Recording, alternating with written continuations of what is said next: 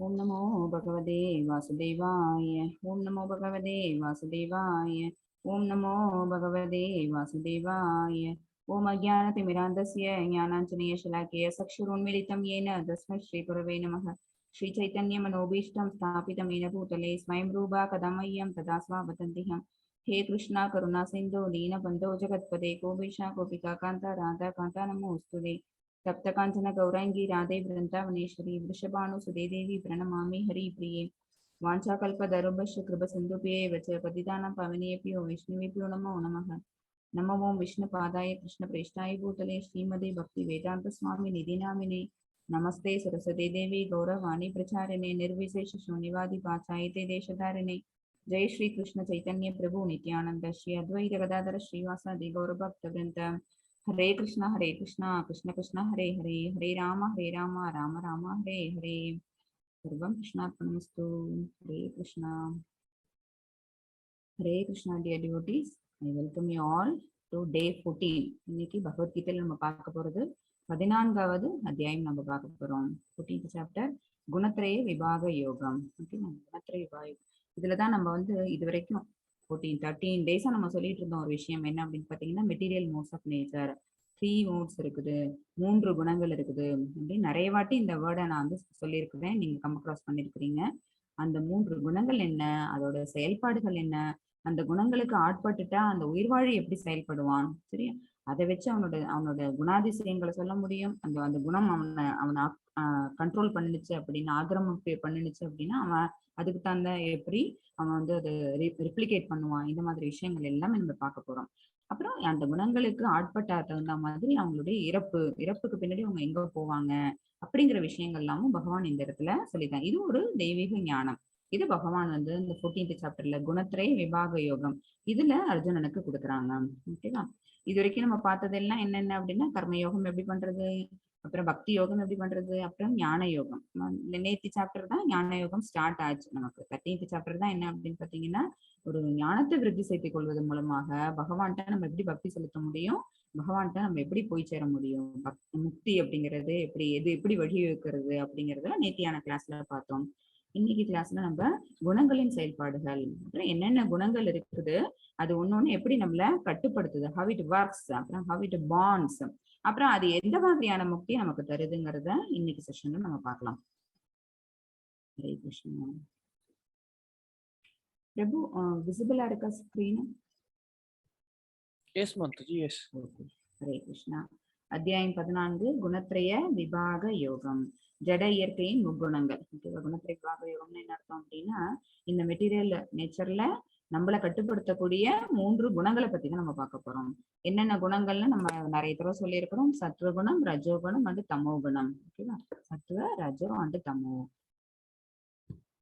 Mode of goodness, mode of passion, அப்புறம் mode of ignorance பேரு. இப்ப மேற்பார்வை பார்த்துருவோம். குணங்களின் நிபந்தனைகள், அது என்ன மாதிரியான நம்மளை எப்படி எல்லாம் கட்டுப்படுத்தும் குணங்கள் 3. இந்த பிக்சர் நீங்க பலவாட்டி நீங்க கம் அக்ராஸ் பண்ணிருப்பீங்க. பகவான் கிட்ட இருந்து பிரிஞ்சு வந்ததுதான் இந்த 3 குணங்களும். ஆனா பகவான் அதுக்கு அப்பாற்பட்டு நிக்கிறாங்க பாருங்க. மாயா சக்திகளோட அந்த ஆளுமைக்கு கீழே அது வருது. ஸோ உயிர்வாழிகளை நம்ம எல்லாரும் தான் என்ன பண்றோம் அப்படின்னா, அந்த குணங்களுக்கு நிபந்தனைப்பட்டு போயிடுறோம். அது சொல்ற மாதிரி சர்க்கம்ஸ்டான்சஸ் அந்த மாதிரி நம்ம ஒருத்தரையும் ஒரு மாதிரி நம்மளோட பிஹேவியர் இருக்கு அப்படின்னா, அதுக்கு காரணம் நம்ம அந்த குணங்களால நம்ம கவரப் ஆயிடுறோம் அப்படிங்கிறதான். ஓகேவா?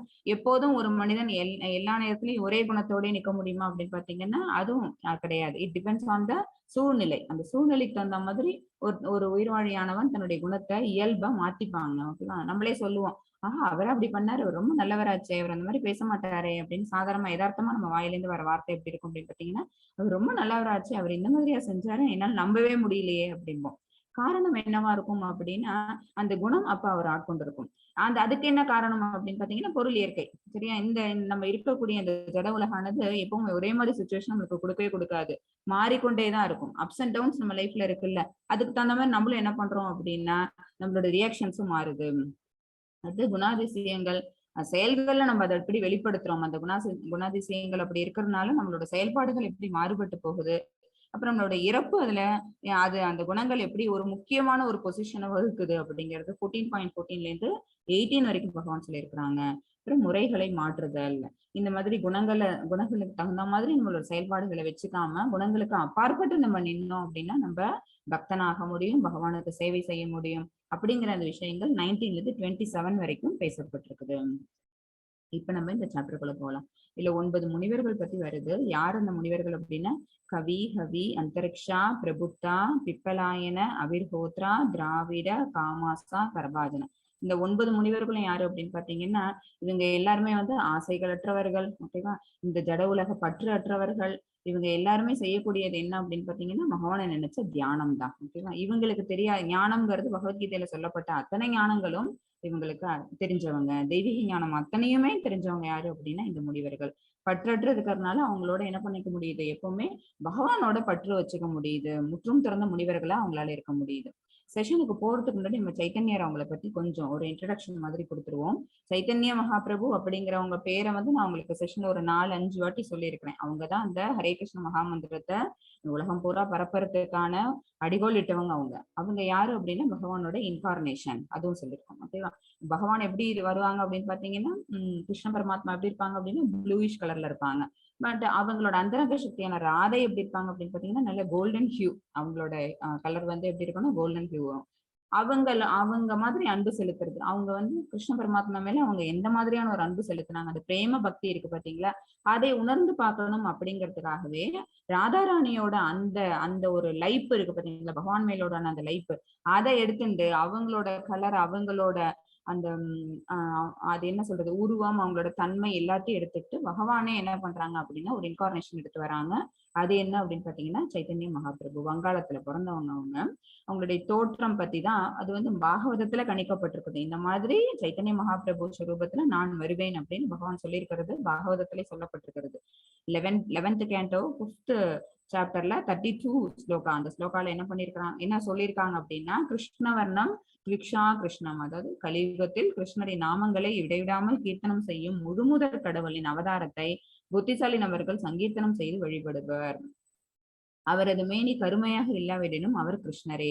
கிருஷ்ணர்னா நம்ம என்ன நினைச்சிட்டு இருப்போம், அவங்களோட கலர் வந்து டார்க்கா இருக்கும்னு நினைப்போம். பட் இவங்க யாரு அப்படின்னா கோல்டன் கலர்ல இருந்தாலும் கூட இவங்க யாரு அப்படின்னா கிருஷ்ண பரமாத்மா தான். அவர் தமது சகாக்கள், சேவகர்கள், ஆயுதங்கள் மற்றும் ரகசிய துணைவர்களால் சூழப்பட்டவர். பகவான் எப்பவுமே கீழே டிசென்ட் ஆகி வராங்கன்னு வச்சுக்கோங்களேன். அவங்க வர்றதுக்கு முன்னாடி அவங்களோட நித்தியசூரிகள்னு பேரு, அவங்களோட கோலோக விருந்தாவனத்துல அவங்க கூட இருக்கக்கூடியவங்க, நிச்சயமா சேவை பண்ணக்கூடியவங்க எல்லாருமே முதல்ல வந்துட்டு என்ன செய்வாங்க, இங்க எல்லா ப்ரிகாஷியஸ் மெத்தட்ஸ் எல்லாமே, மெஷர்ஸ் எல்லாமே எடுத்து வச்சிருப்பாங்க, ரெடி பண்ணி வச்சிருப்பாங்க. இப்ப ராஜா வராங்கன்னு வச்சுக்கோங்களேன், திக் விஜயம் பண்றாங்க ராஜா அப்படின்னா என்ன செய்வாங்க, அதுக்கு முன்னாடி அவங்களோட அசோசியேட்ஸ் எல்லாரும் வந்துட்டு இங்க அவங்க வர்றாங்க, அவங்க தங்குறாங்க, அவங்க இந்த மாதிரி எல்லாம் பண்ணணும் அப்படின்னா எல்லா ஏற்பாடையும் பண்ணுவாங்கல்ல. அதே மாதிரியே எப்பவுமே பகவான் வந்து யுகந்தோறும் தோன்றுகின்றாங்க. 4th சாப்டர்ல தானே சொன்னாங்க, நான் யுகந்தோறும் தோன்றுறேன். எதுக்காக தோன்றாங்க, அதுக்கான காரணமும் அவங்களே கொடுத்துட்டாங்க. செக்யூர் தேர் டிவோட்டீஸ். ஃபர்ஸ்ட் விஷயம் என்ன அப்படின்னா அவங்களோட பக்தர்களை ரட்சிக்கிறதுக்காக தான். அப்புறம் அதர்மத்தை அதர்மம் தான் மேலோங்கி இருக்குது, அந்த அதர்மத்தை அழிக்கிறதுக்காக, தர்மத்தை காக்கிறதுக்காக, இந்த விஷயங்களுக்காக பகவான் வந்து ஒரு யுகம் தோறும் அவங்க வராங்க. ஓகேவா? கலியுகத்துல நாம சங்கீர்த்தனம் இதை பரப்பணுங்கிறதுக்காக. ஏன்னா இங்க இருக்கக்கூடிய மக்கள் எல்லாரும் என்ன அப்படின்னா பகவானை பத்தி மறந்துட்டு நம்மளோட இக உலக வாழ்க்கை பத்தின சிந்தனையிலே இருக்கிறதுனால இங்க என்ன ஆயிடுச்சு அப்படின்னா நிறைய தப்பான விஷயங்கள் அதிகமா வர ஆரம்பிச்சிருச்சு. சோ பகவான் ஆன்மீக விஷயங்கள் எதுவுமே நடைபெறல அப்படின்னா எல்லாமே அதர்மமா தான் ஆயிடும். ஓகேவா? அதர்மம் அதிகமானுச்சு அப்படின்னா அங்க இருக்கக்கூடிய மக்கள் எல்லாமே சஃபரிங்ஸ் ஜாஸ்தி இருப்பாங்க. ஓகேவா? சோ அந்த சஃபரிங்ஸ்ல இருந்து அவங்களை வெளியில கொண்டு வரணும் அப்படின்னா எது ஒரே வழி, ஆன்மீக பலம், அதுதான் ஒரே வழி. அந்த ஆன்மீக பலத்தை கொடுக்கறது யாரு அப்படின்னா இந்த மாதிரியான ஆச்சாரியர்கள் எல்லாரும் தான். சோ அவங்களோட தோற்றம்ங்கிறது அப்பப்ப நிகழ்ந்துகிட்டே தான் இருக்குது. அதுல ஒண்ணுதான் என்ன அப்படின்னு பாத்தீங்கன்னா பகவானே வந்ததுதான் சைத்தன்ய மகாபிரபு வந்தாங்க. அவங்க வரும்போதே அவங்க கூடயே வந்து நித்யானந்த பிரபு ப்ளூ கலர்ல ட்ரெஸ் பண்ணிருப்பாங்களா, அவங்க யாரு அப்படின்னு பாத்தீங்கன்னா அவங்களும் அவங்களோட அசோசியேட் தான். எல்லாருமே அந்த பஞ்சதத்துவ மந்திரத்துல வரக்கூடிய அந்த 5 ஆச்சாரியாஸ் இருக்காங்கல்ல, அவங்க எல்லாருமே என்ன அப்படின்னா பகவானோட க்ளோஸ் அசோசியேட்ஸ் தான். அவங்க எல்லாரும் ஒன்னாதான் வந்துட்டு இந்த ஹரிநாம சங்கீர்த்தனம் இருக்குது, அதை வந்து இங்க எல்லா இடத்துலயும் பரப்பினவங்க அவங்கதான். நம்ம இஸ்கானோட 22nd ஆச்சாரியா இவங்க சைத்தன்ய மகாபிரபு. ஹூ இஸ் சைத்தன்ய மகாபிரபு, அவங்க யாரு? ஸ்ரீமத் பாகவதத்தின் 7வது காண்டத்தில் பிரகலாத் மகாராஜா சொல்லியிருப்பாங்க, கலியுகத்தில் பரமாத்மாவின் உயர்ந்த தோற்றத்தின் மறைக்கப்பட்ட தன்மை. சரியா? எப்பவுமே பகவான் என்ன செய்ய மாட்டாங்க, நான் தான் கடவுள் அப்படின்னு எல்லாருக்கும் தெரியற மாதிரி எக்ஸ்பிளிசிட்டா அவங்களோட ஃபுல் திவ்ய தோற்றத்துல வந்து இறங்க மாட்டாங்க. ஓகேவா? அவங்க என்ன பண்ணுவாங்க, சாதாரண மானுட ரூபம் தரித்து வருவாங்க. அதனாலதான் அருவவாதிகள், நாத்திகவாதிகள் என்ன செய்யறாங்க, இல்ல இல்ல இவங்க பகவான்லாம் கிடையாது, உங்களுக்கு ஆற்றல்லாம் கிடையாது, இவங்களும் நம்மளும் ஒண்ணுதான் அப்படின்னு அவங்க சாதாரணமா பேசுறதுக்கு காரணம் என்ன அப்படின்னு பாத்தீங்கன்னா, அவங்களுடைய வெளி தோற்றமானது. ஆனா அவங்கள பூரணமா உணர்ந்தவங்களுக்கு மட்டும்தான் தெரியும் அவங்க யாரு, சச்சிதானந்த சுரூபம். நமக்காக சரியா, இங்க இருக்கக்கூடிய மக்களுக்காக அவங்க என்ன பண்ணிக்கிறாங்க, தண்ணியும் அசோசியேட் பண்ணிக்கணுங்கிறதுக்காக சாதாரண மானுட ரூபம் எடுத்து வந்திருக்காங்கிறது யாருக்கு புரியும் அப்படின்னா, தூய பக்தர்களுக்கு புரியும். பீஷ்மருக்கு தெரிஞ்சது சரியா, ஆனா திருதராஷ்டிரனுக்கு தெரியல. அதேதான் கலியுகத்தில் பரமாத்மாவின் உயர்ந்த தோற்றத்தின் மறைக்கப்பட்ட தன்மையா வந்தது யாரு அப்படின்னு பாத்தீங்கன்னா, சைத்தன்ய மகாபிரபு. அவங்க பாருங்க, ராமர் ரூபமும் இருக்கு, தென கிருஷ்ண ரூபமும் இருக்கு அவங்க கையில. ஓகேவா? சோ இந்த மாதிரி அவங்களோட வெளி தோற்றம்ங்கிறது பாத்தீங்க அப்படின்னா சாதாரண மானுட ரூபமா இருக்கும். பட் அவங்களோட ஆற்றல்கள்ங்கிறது பகவானோட திவ்ய ஆற்றல்களை ஒத்தவங்களா இருப்பாங்க. கருட புராணத்தில் பரமாத்மா கூறுகிறார், கலியுகத்தின் முதல் பகுதியில் நான் பூரண ஆன்மீக உருவில் நவதீப்பில் ஒன்றான, நவதீப் அப்படிங்கிறது என்ன, நவதீவுகள் சரியா, அதுல ஒன்றான மாயாப்பூர்களில் சச்சிமாதாவின் மகனாக தோன்றுவேன். சரி, அவங்க வந்து சச்சிமாதா அவங்களுக்கு பையனா நான் தோன்றுவேன்னு சொல்லிட்டு கருட புராணத்துல பகவான் சொல்லி இருக்கிறது. ஓகேவா? சோ கலியுகத்தின் முதல் பகுதியில இங்க நம்ம கலியுகம் ஆரம்பிச்சு எவ்வளவு வருடங்கள் ஆகுது அப்படின்னு பாத்தீங்கன்னா 5000 வருடங்கள் கடந்துட்டோம். ஓகேவா? அவங்க மாயாப்பூர்ங்கிறது ஜெகநாத் பூரிக்கு பக்கத்தாப்புல. அவங்க அவங்களோட பையன், இவங்க சச்சி மாதாவுக்கு பையனா வந்து ஜெகநாத் மிஸ்ரா, அவங்க அப்பா ஜெகநாத் மிஸ்ரா, அம்மா வந்து சச்சி தேவி, அவங்களுக்கு குழந்தையாக வந்து தோன்றுவேன்னு அவங்க கருட புராணத்துல சொன்ன ஒரு ஸ்லோகா இருக்குது.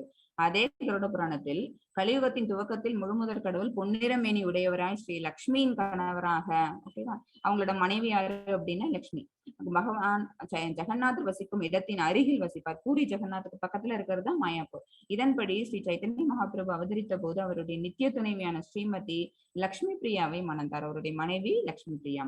பின் தனது 24வது வயதில் சன்னியாசம் மேற்கொண்டார். அதன் பிறகு அவர் பகவான் ஜெகநாதரின் புனித ஸ்தலமான ஜெகநாத் பூரியில் வசித்தார்.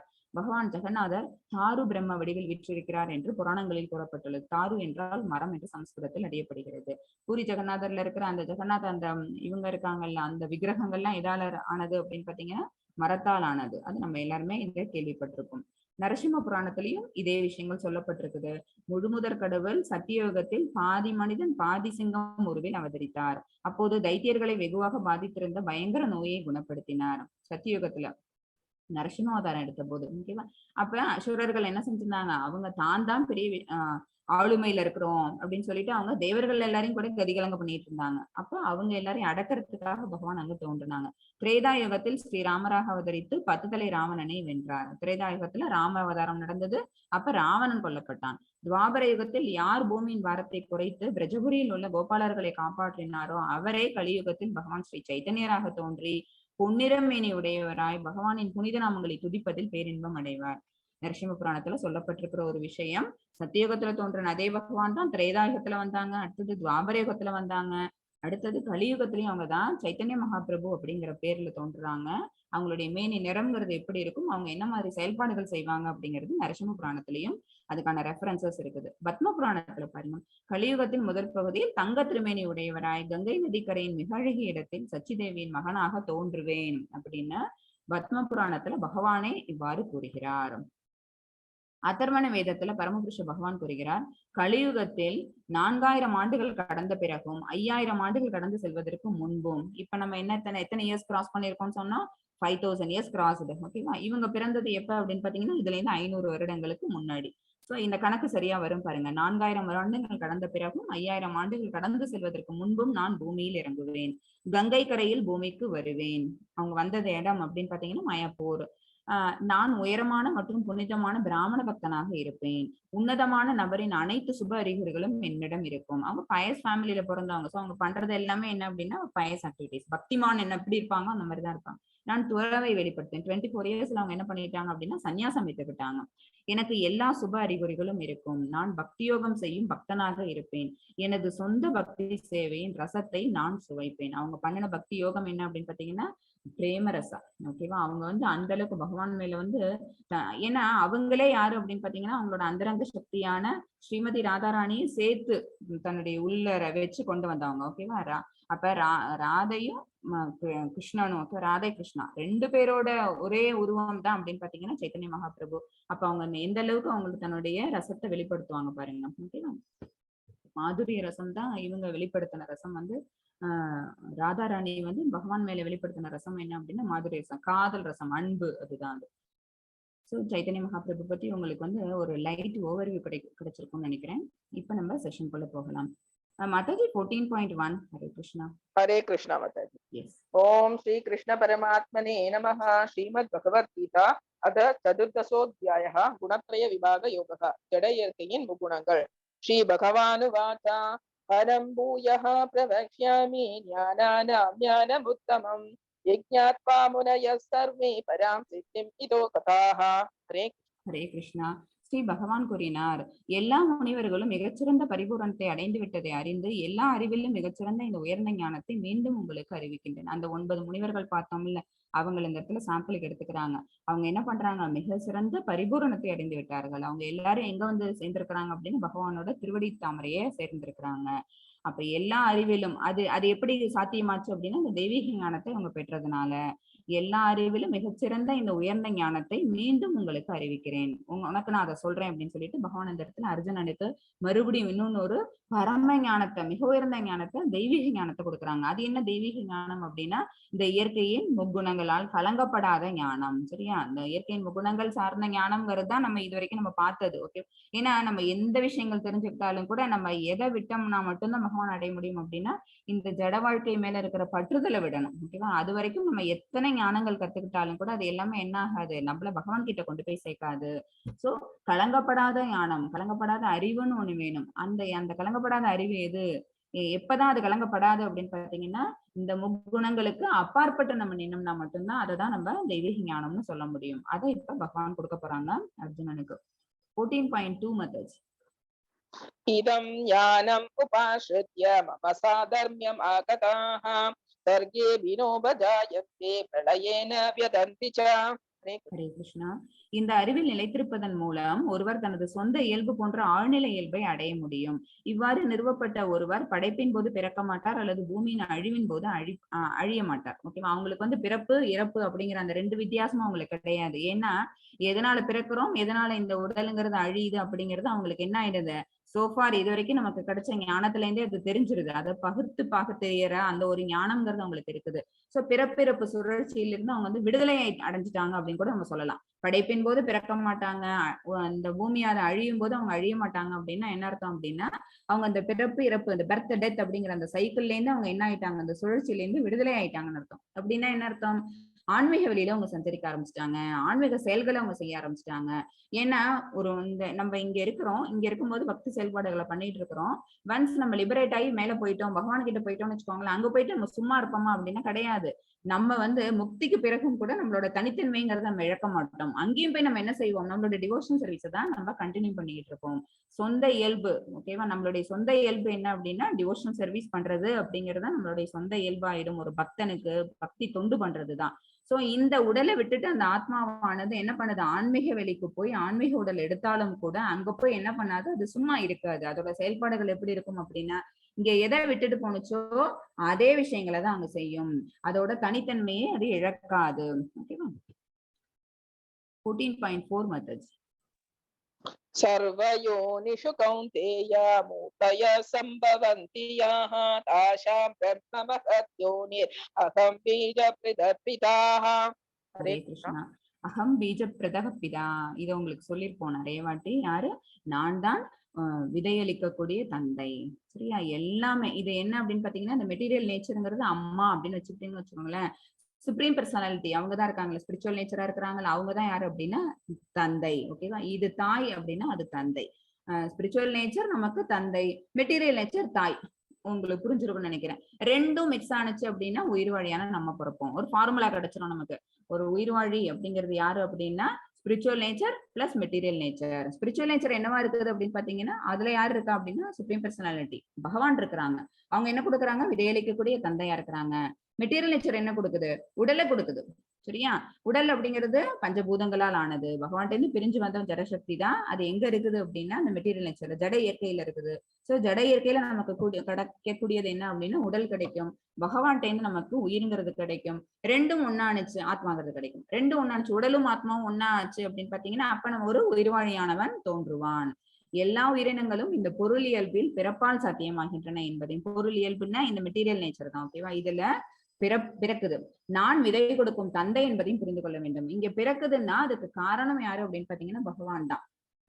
பகவான் இல்லாம அவங்களுடைய என்ன சொல்றது அவங்களுக்கு கன்சர்ன் இல்லாம இங்க எந்த ஒரு விஷயமும் நடக்காது. அவனின்றி ஒரு அணுவும் அசையாது அப்படின்னு நம்ம ஒரு சேயிங் சொல்லியிருக்கோம்ல, அதுதான் இங்க. அவர் இல்லாம, அவரு நினைக்காம, அவரு கன்சர்ன் பண்ணாம இங்க ஒரு விஷயம் கூட இங்க நடைபெற போறது இல்ல. இப்ப ஒரு அரிசி மூட்டை பெருசா அரிசி இல்ல குவியெல்லாம் வச்சிருக்காங்கன்னு வச்சுக்கோங்களேன். அரிசி குவியலுக்குள்ள ரொம்ப நாளா அதை தொடாமே வச்சிருந்தோம்னு வச்சுக்கோங்களேன். அதுல என்ன ஆயிருக்கும் அப்படின்னு பாத்தீங்கன்னா தேள் முட்டை போட்டு வச்சிருக்கோம். ஓகேவா? இப்ப எல்லாம் பாக்குறோமோ இல்லையோ அப்பெல்லாம் அந்த மாதிரி 40-50 இயர்ஸ்க்கு முன்னாடி அப்படி மூட்டை மூட்டையாவோ இல்ல நிறைய கும்பலாவோ அரிசியை குமிச்சு வச்சிருந்தாங்க அப்படின்னா அதுல தேள் என்ன பண்ணிருக்கோம் அப்படின்னு முட்டை போட்டு வச்சிருக்கோம். அந்த இடத்துல அந்த அரிசி குவியல் மேல தேள் முட்டை இருந்தது காரணம் வந்து அந்த அரிசியா போட்டுச்சு. அந்த தேள் அந்த இடத்துல பிறக்கிறதுக்கு காரணம் என்ன அப்படின்னு பாத்தீங்கன்னா அரிசியால கிடையாது. எதால? அந்த தேளோட அம்மா போட்டதுனால. அதன் தாய் தான் என்ன அந்த முட்டை அந்த இடத்துல வந்ததுக்கான காரணம். அதே மாதிரியே இந்த ஜீவாத்மாவோட தோற்றம்ங்கிறது இருக்கு பாத்தீங்களா, அது வந்து அதுக்கு காரணம் யாரு அப்படின்னு பாத்தீங்கன்னா பகவான் தான். இங்க இருக்கக்கூடிய பொறியியல்பு கிடையாது. ஜட இயற்கை என்னவா இருக்காது? காரணமா இருக்காது. ஒரு ஜீவாத்மாவோட பிறப்பிற்கு ஜட இயற்கை காரணமா இருக்காது. அவன் என்ன செய்வான்? இந்த உடலை தான் இங்க வந்து எடுத்துக்கிறான். அப்ப அந்த அந்த உயிரானது எங்கேருந்து வருது அப்படின்னு பாத்தீங்கன்னா அந்த ஜீவாத்மாவின் தோற்றம்ங்கிறது எங்கேருந்து வருது அப்படின்னு பாத்தீங்கன்னா பகவான்கிட்ட இருந்து தான் வருது. இங்க வந்துட்டு என்ன செய்யறான்? ஒரு உடலை எடுக்கிறான். என்ன மாதிரி உடல்? அதையும் நம்ம பலவாட்டி சொல்லி இருக்கிறோம். முந்தைய கர்மாவை என்ன மாதிரியான முந்தைய ஜென்மால கர்மா பண்ணிருக்கானோ அதுக்கு தகுந்த மாதிரி உடலை அவன் எடுக்கிறான். அப்ப அதன் மூலம் அந்த மாதிரி அந்த உடலை எடுக்கிறது மூலம் அப்ப என்ன மாதிரி கர்மாக்களை பண்ணிருந்தோமா அதுக்கு புண்ணிய விளைவுகளா பாவ விளைவுகளோ இருக்குன்னு வச்சுக்கோங்களேன். அதுக்கு தகுந்த மாதிரி நம்ம இன்பமோ அல்லது துன்பமோ அனுபவிப்போம். சரியா? சோ பொருள் இயல்பில் பிறப்பால் சாத்தியமாகின்றன என்ன அர்த்தம் அப்படின்னா இது உடலை கொடுக்கக்கூடியது பொருள் இயல்பு. அந்த ஆத்மாவை கொடுக்கக்கூடியது யாரு அப்படின்னு பாத்தீங்கன்னா விதையளிக்கும் தந்தையாகிய பகவான் அப்படிங்கிறத புரிஞ்சுக்கணும். நாம் உருவானாமா அல்லது இறைவனால் படைக்கப்பட்டோமோன்னு அப்கோர்ஸ் நம்ம பகவானாலதான் நம்ம என்ன பண்ணிருக்கோம்? படைக்கப்பட்டிருக்கிறோம். அவங்கதான் என்ன செய்யறாங்க? அவங்களுடைய அங்கமா நம்ம வந்திருக்கோம். அவங்கள்ட்ட இருந்து பிரிஞ்சு வந்திருக்கிறோம். ஓகேவா? சோ நம்ம இப்ப இந்த உடலை எடுத்திருக்கிறேன் அப்படின்னா நான் அம்மா அப்பாவுக்கு நான் மகளா பிறந்திருக்கிறேன் அப்படின்னா இந்த உடலை தான் கொடுத்தவங்க யாரு அப்படின்னா என்னுடைய பெற்றோர்கள். ஆனா ஆத்மாவானது பகவானால் அளிக்கப்பட்டது. ஆஃப்டர் திஸ் இது ஒரு கம்ஸ் டு எண்ட் அப்படின்னோடனே அது இடம் என்ன ஆகுது? இந்த ஆத்மா வேற ஒரு உடலை தாண்டி செல்லும். இப்ப நான் செய்யக்கூடிய கர்மாவுக்கு தகுந்த மாதிரி வேற ஒரு உடலை எடுத்துட்டு போகும். அப்ப நான் இன்பமோ துன்பமோ அனுபவிக்கிறேன் அப்படின்னா அதுக்கு காரணம் என்னவா இருக்கும்? இந்த ஜென்மால நான் செஞ்சக்கூடிய நல்ல செயல்களோ அல்லது தீய செயல்களோ தான். அதோட விளைவுகள் தான் அதுக்கு காரணமா அமையும். 14.5 மெத்தட்ஸ்.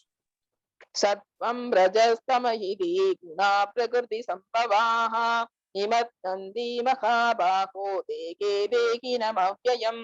ஹரே கிருஷ்ணா. பொருள் இயல்பு 3 குணங்களை கொண்டுள்ளது. நன்மை, ஆர்வம் மற்றும் அறியாமை. பொருள் இயல்பு மெட்டீரியல் நேச்சர்ல 3 மோட்ஸ் இருக்குது. ஓகேவா? என்னென்னு பாத்தீங்க அப்படின்னா நன்மை, ஆர்வம் மற்றும் அறியாமை. அதான் சத்துவம், ரஜோ அண்ட் தமோ.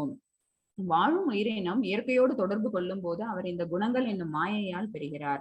வாழும் உயிரினம்னா யாரு? உயிர் வழியான நாம தான். நாம எல்லாரும் என்ன செய்யறோம்? இந்த ஜட இயற்கையில சும்மா பிறந்துட்டு சும்மா நம்மளோட செயல்பாடு செஞ்சுட்டா போறோம். நம்ம என்ன பண்றோம்? நான் இதை வச்சிருக்கிறேன், இதை நான் ஓனர்ஷிப் கொண்டாடணும், அப்புறம் இது பத்தாது எனக்கு இன்னும் கொஞ்சம் வேணும், நான் அதை அடையணும், இங்க போகணும், அதை பண்ணணும். ஓகேவா? அப்புறம் இன்னொரு 10 பேரை எனக்கு கீழே கொண்டு வந்துக்கணும், நான் அட்மினிஸ்ட் பண்ணணும். இந்த மாதிரி எல்லாம் நம்மளுடைய குணங்களுக்கு தகுந்த மாதிரி நம்மளோட செயல்பாடுகளை பெருக்கிக்கிட்டே போகும்போது என்ன ஆகுது அப்படின்னா இந்த ஜட இயற்கை ஆளணுங்கிற எண்ணம் நமக்குள்ள வருது. ஓகேவா? அப்ப என்ன ஆகும்? நம்ம சாதாரண குணத்தோட பிறந்திருந்தாலும் கூட நம்மளோட சுபாவத்துக்கு தகுந்த மாதிரி என்ன ஆகிறோம் அப்படின்னு பாத்தீங்கன்னா நம்மளோட குணங்களை மாத்திக்கிட்டே போறோம். இந்த குணங்கள் எதனால வருது அப்படின்னு பாத்தீங்கன்னா மாயையினால அவங்க பெறுங்கிறாங்க, கிடைக்குது அவங்களுக்கு. ஓகேவா? சோ எது இதுல ஓரளவுக்கு இந்த 3த்துல எது சிறந்தது அப்படின்னு பாத்தீங்கன்னா நன்மை குணத்துல இருக்குது. ஆனா அதுக்காக பகவான் என்ன செய்யறாங்க அப்படின்னா நீ நன்மை குணத்துல இரு அப்படின்னு சொல்லல. நீ வந்து நன்மை அப்படின்னாட்டு சத்துவகுணம், நீ சத்துவகுணம் நல்லது அதனால சத்துவகுணத்துல நீ இரு அப்படின்னு பகவான் சொல்லல. பகவான் என்ன சொல்லியிருக்கிறாங்க? 3 குணங்களையும் விட்டுட்டு நீ வெளியில வா. ஓகேவா? அதுல இருந்து நீ உன்னை தனிமைப்படுத்திக்கோ. Leave all குணாஸ். எல்லா குணங்களையும் நீ விட்டுட்டு வெளியில வந்தீங்கன்னா நீ என்ன முக்தி அடைவ, என்னில் வந்து சேருவாய் அப்படின்னு பகவான் சொல்லியிருக்கிறாங்க. ஏன்னா அவங்களும் அந்த குணங்களுக்கு அப்பாற்பட்ட நிலையில தான் அவங்களும் இருக்கிறாங்க. சத்துவ குணத்தில் நன்மையின் முறை ஒரு நபரின் குணங்கள் என்ன, சத்துவ குணத்துல இருக்கும்போது ஒரு நபரோட குணம் என்ன அப்படிங்கிறத இப்ப இனிமேல் ஒரு ஒரு குணத்துக்கு தகுந்த மாதிரி அவங்களோட குணங்கள் என்ன அப்படிங்கறத நம்ம பார்க்க போறோம். ஒரு ஒரு உயிர்வாழியானவன் எப்படிப்பட்ட செயல்பாடுகளை பண்ணுவான் அப்படிங்கிறத ஒரு ஒரு ஸ்லோகாசா நம்ம பார்க்க போறோம். மத்தது 14.6 तत्र सत्त्वं निर्मलत्वात् प्रकाशगमनामयं सुखसङ्गेन पत्नादि ज्ञानसङ्गेन सानक हरे ஹரே கிருஷ்ணா. பாவம் இல்லாதவரே, நன்மையின் குணம் மற்றவர்களை விட தூய்மையாக இருப்பது, ஒளிரும். ஓகேவா? அது என்ன அப்படின்னா நன்மையின் குணம் அப்படிங்கிறது சத்துவ குணம். சத்துவ குணம் எப்படி இருக்கும் அப்படின்னா மற்றவர்களை விட தூய்மையாக இருக்கும். ஓகேவா? கிளீன்லினஸ் மெயினா அதுல பார்ப்பாங்க. அப்புறம் ஒளிரும், ஒளிரக்கூடியது. அது அது தேஜஸ்ன்னு ஒண்ணு இருக்கும். ஒரு நல்ல விஷயங்கள் பண்றவங்க எப்படி இருப்பாங்க அப்படின்னு பாத்தீங்கன்னு அவங்கள பார்த்தாலே தெரியும். சம்டைம்ஸ் சொல்லுவாங்கல்ல, விளையாட்டுக்கு தான் சொல்றேன், ஏய் அவன் பண்றதை பார்த்தாலே தெரியுது, அவன் ஏதோ அவன் முகத்தை பார்த்தாலே தெரியுது அப்படின்னு, அல்ல அவன் கண்ணை பார்த்தாலே தெரியுது அப்படின்னு சொல்லுவோம்ல, அதுதான். அது ஒளிரும், தேஜஸ் இருக்கும். சரியா? அவங்க செய்யக்கூடிய செயல்கள் நல்ல செயல்களா அப்படிங்கறத அவங்களோட முகத்துல இருந்தே கண்டுபிடிச்ச முடியும். மேலும் அது ஒரு பாவ எதிர்வினைகள் இருந்து ஒருவரை விடுவிக்கிறது. சரி, நல்ல குணத்துல இருக்கிறதுனால நம்மளால என்ன பண்ண முடியுது அப்படின்னா நம்மளும் பாவம் பண்ண மாட்டோம். சரியா? நமக்கான செயல்களும் வந்து நல்ல செயல்களா செஞ்சுப்போம். அடுத்தவங்களுக்கு பாவம் விளைவிக்கக்கூடிய செயல்களை செய்ய மாட்டோம். அதுல இருந்து நம்ம என்ன ஆயிடுறோம் அப்படின்னா வெளியில நிக்கிறோம். அந்த குணத்தில் அமைந்திருப்பவர்கள் அறிவை வளர்த்துக் கொள்கிறார்கள். அவங்களுக்கு என்ன இருக்கு, பகவான நம்ம பிரார்த்தனை வைக்கணும். அப்புறம் அவங்களை அடையிறது மூலமா நமக்கு அவங்கள்ட்ட பிரார்த்தனைகள் செலுத்துறது மூலமா நம்மளால பகவானை ரீச் அவுட் பண்ண முடியும் அப்படிங்கிற அறிவெல்லாம் அவங்களுக்கு கிடைக்கும். அதை வளர்த்துக்கிறாங்க, ஞானத்தை தேடி அலைவாங்க. ஆனால் அந்த அறிவின் செருக்கால் தானே எல்லோரை காட்டிலும் உயர்ந்தவன் என்னும் நினைவு மேலவங்க மறுபடியும் நிபந்தனைக்கு உட்பட்டு பிறவி எடுக்கிறார்கள். ஆனா அது என்ன ஆகும் அப்படின்னு பாத்தீங்கன்னா, அந்த மாதிரி ஒரு அறிவு இருக்குதா, நம்ம தூய்மையா இருக்கிறோம், நம்ம நல்ல குணத்தோட இருக்கிறோம், நம்ம பகவானை வழிபடுறோம், நம்ம செய்யறது எல்லாம் நல்ல செயல்களா இருக்குது, எதிர்வினையான கர்மா எதுவும் நம்ம பண்ணல அப்படிங்கிற அந்த குணமே அவங்களுக்கு என்ன பண்ணுது, ஒரு சந்தோஷத்தை கொடுக்குது.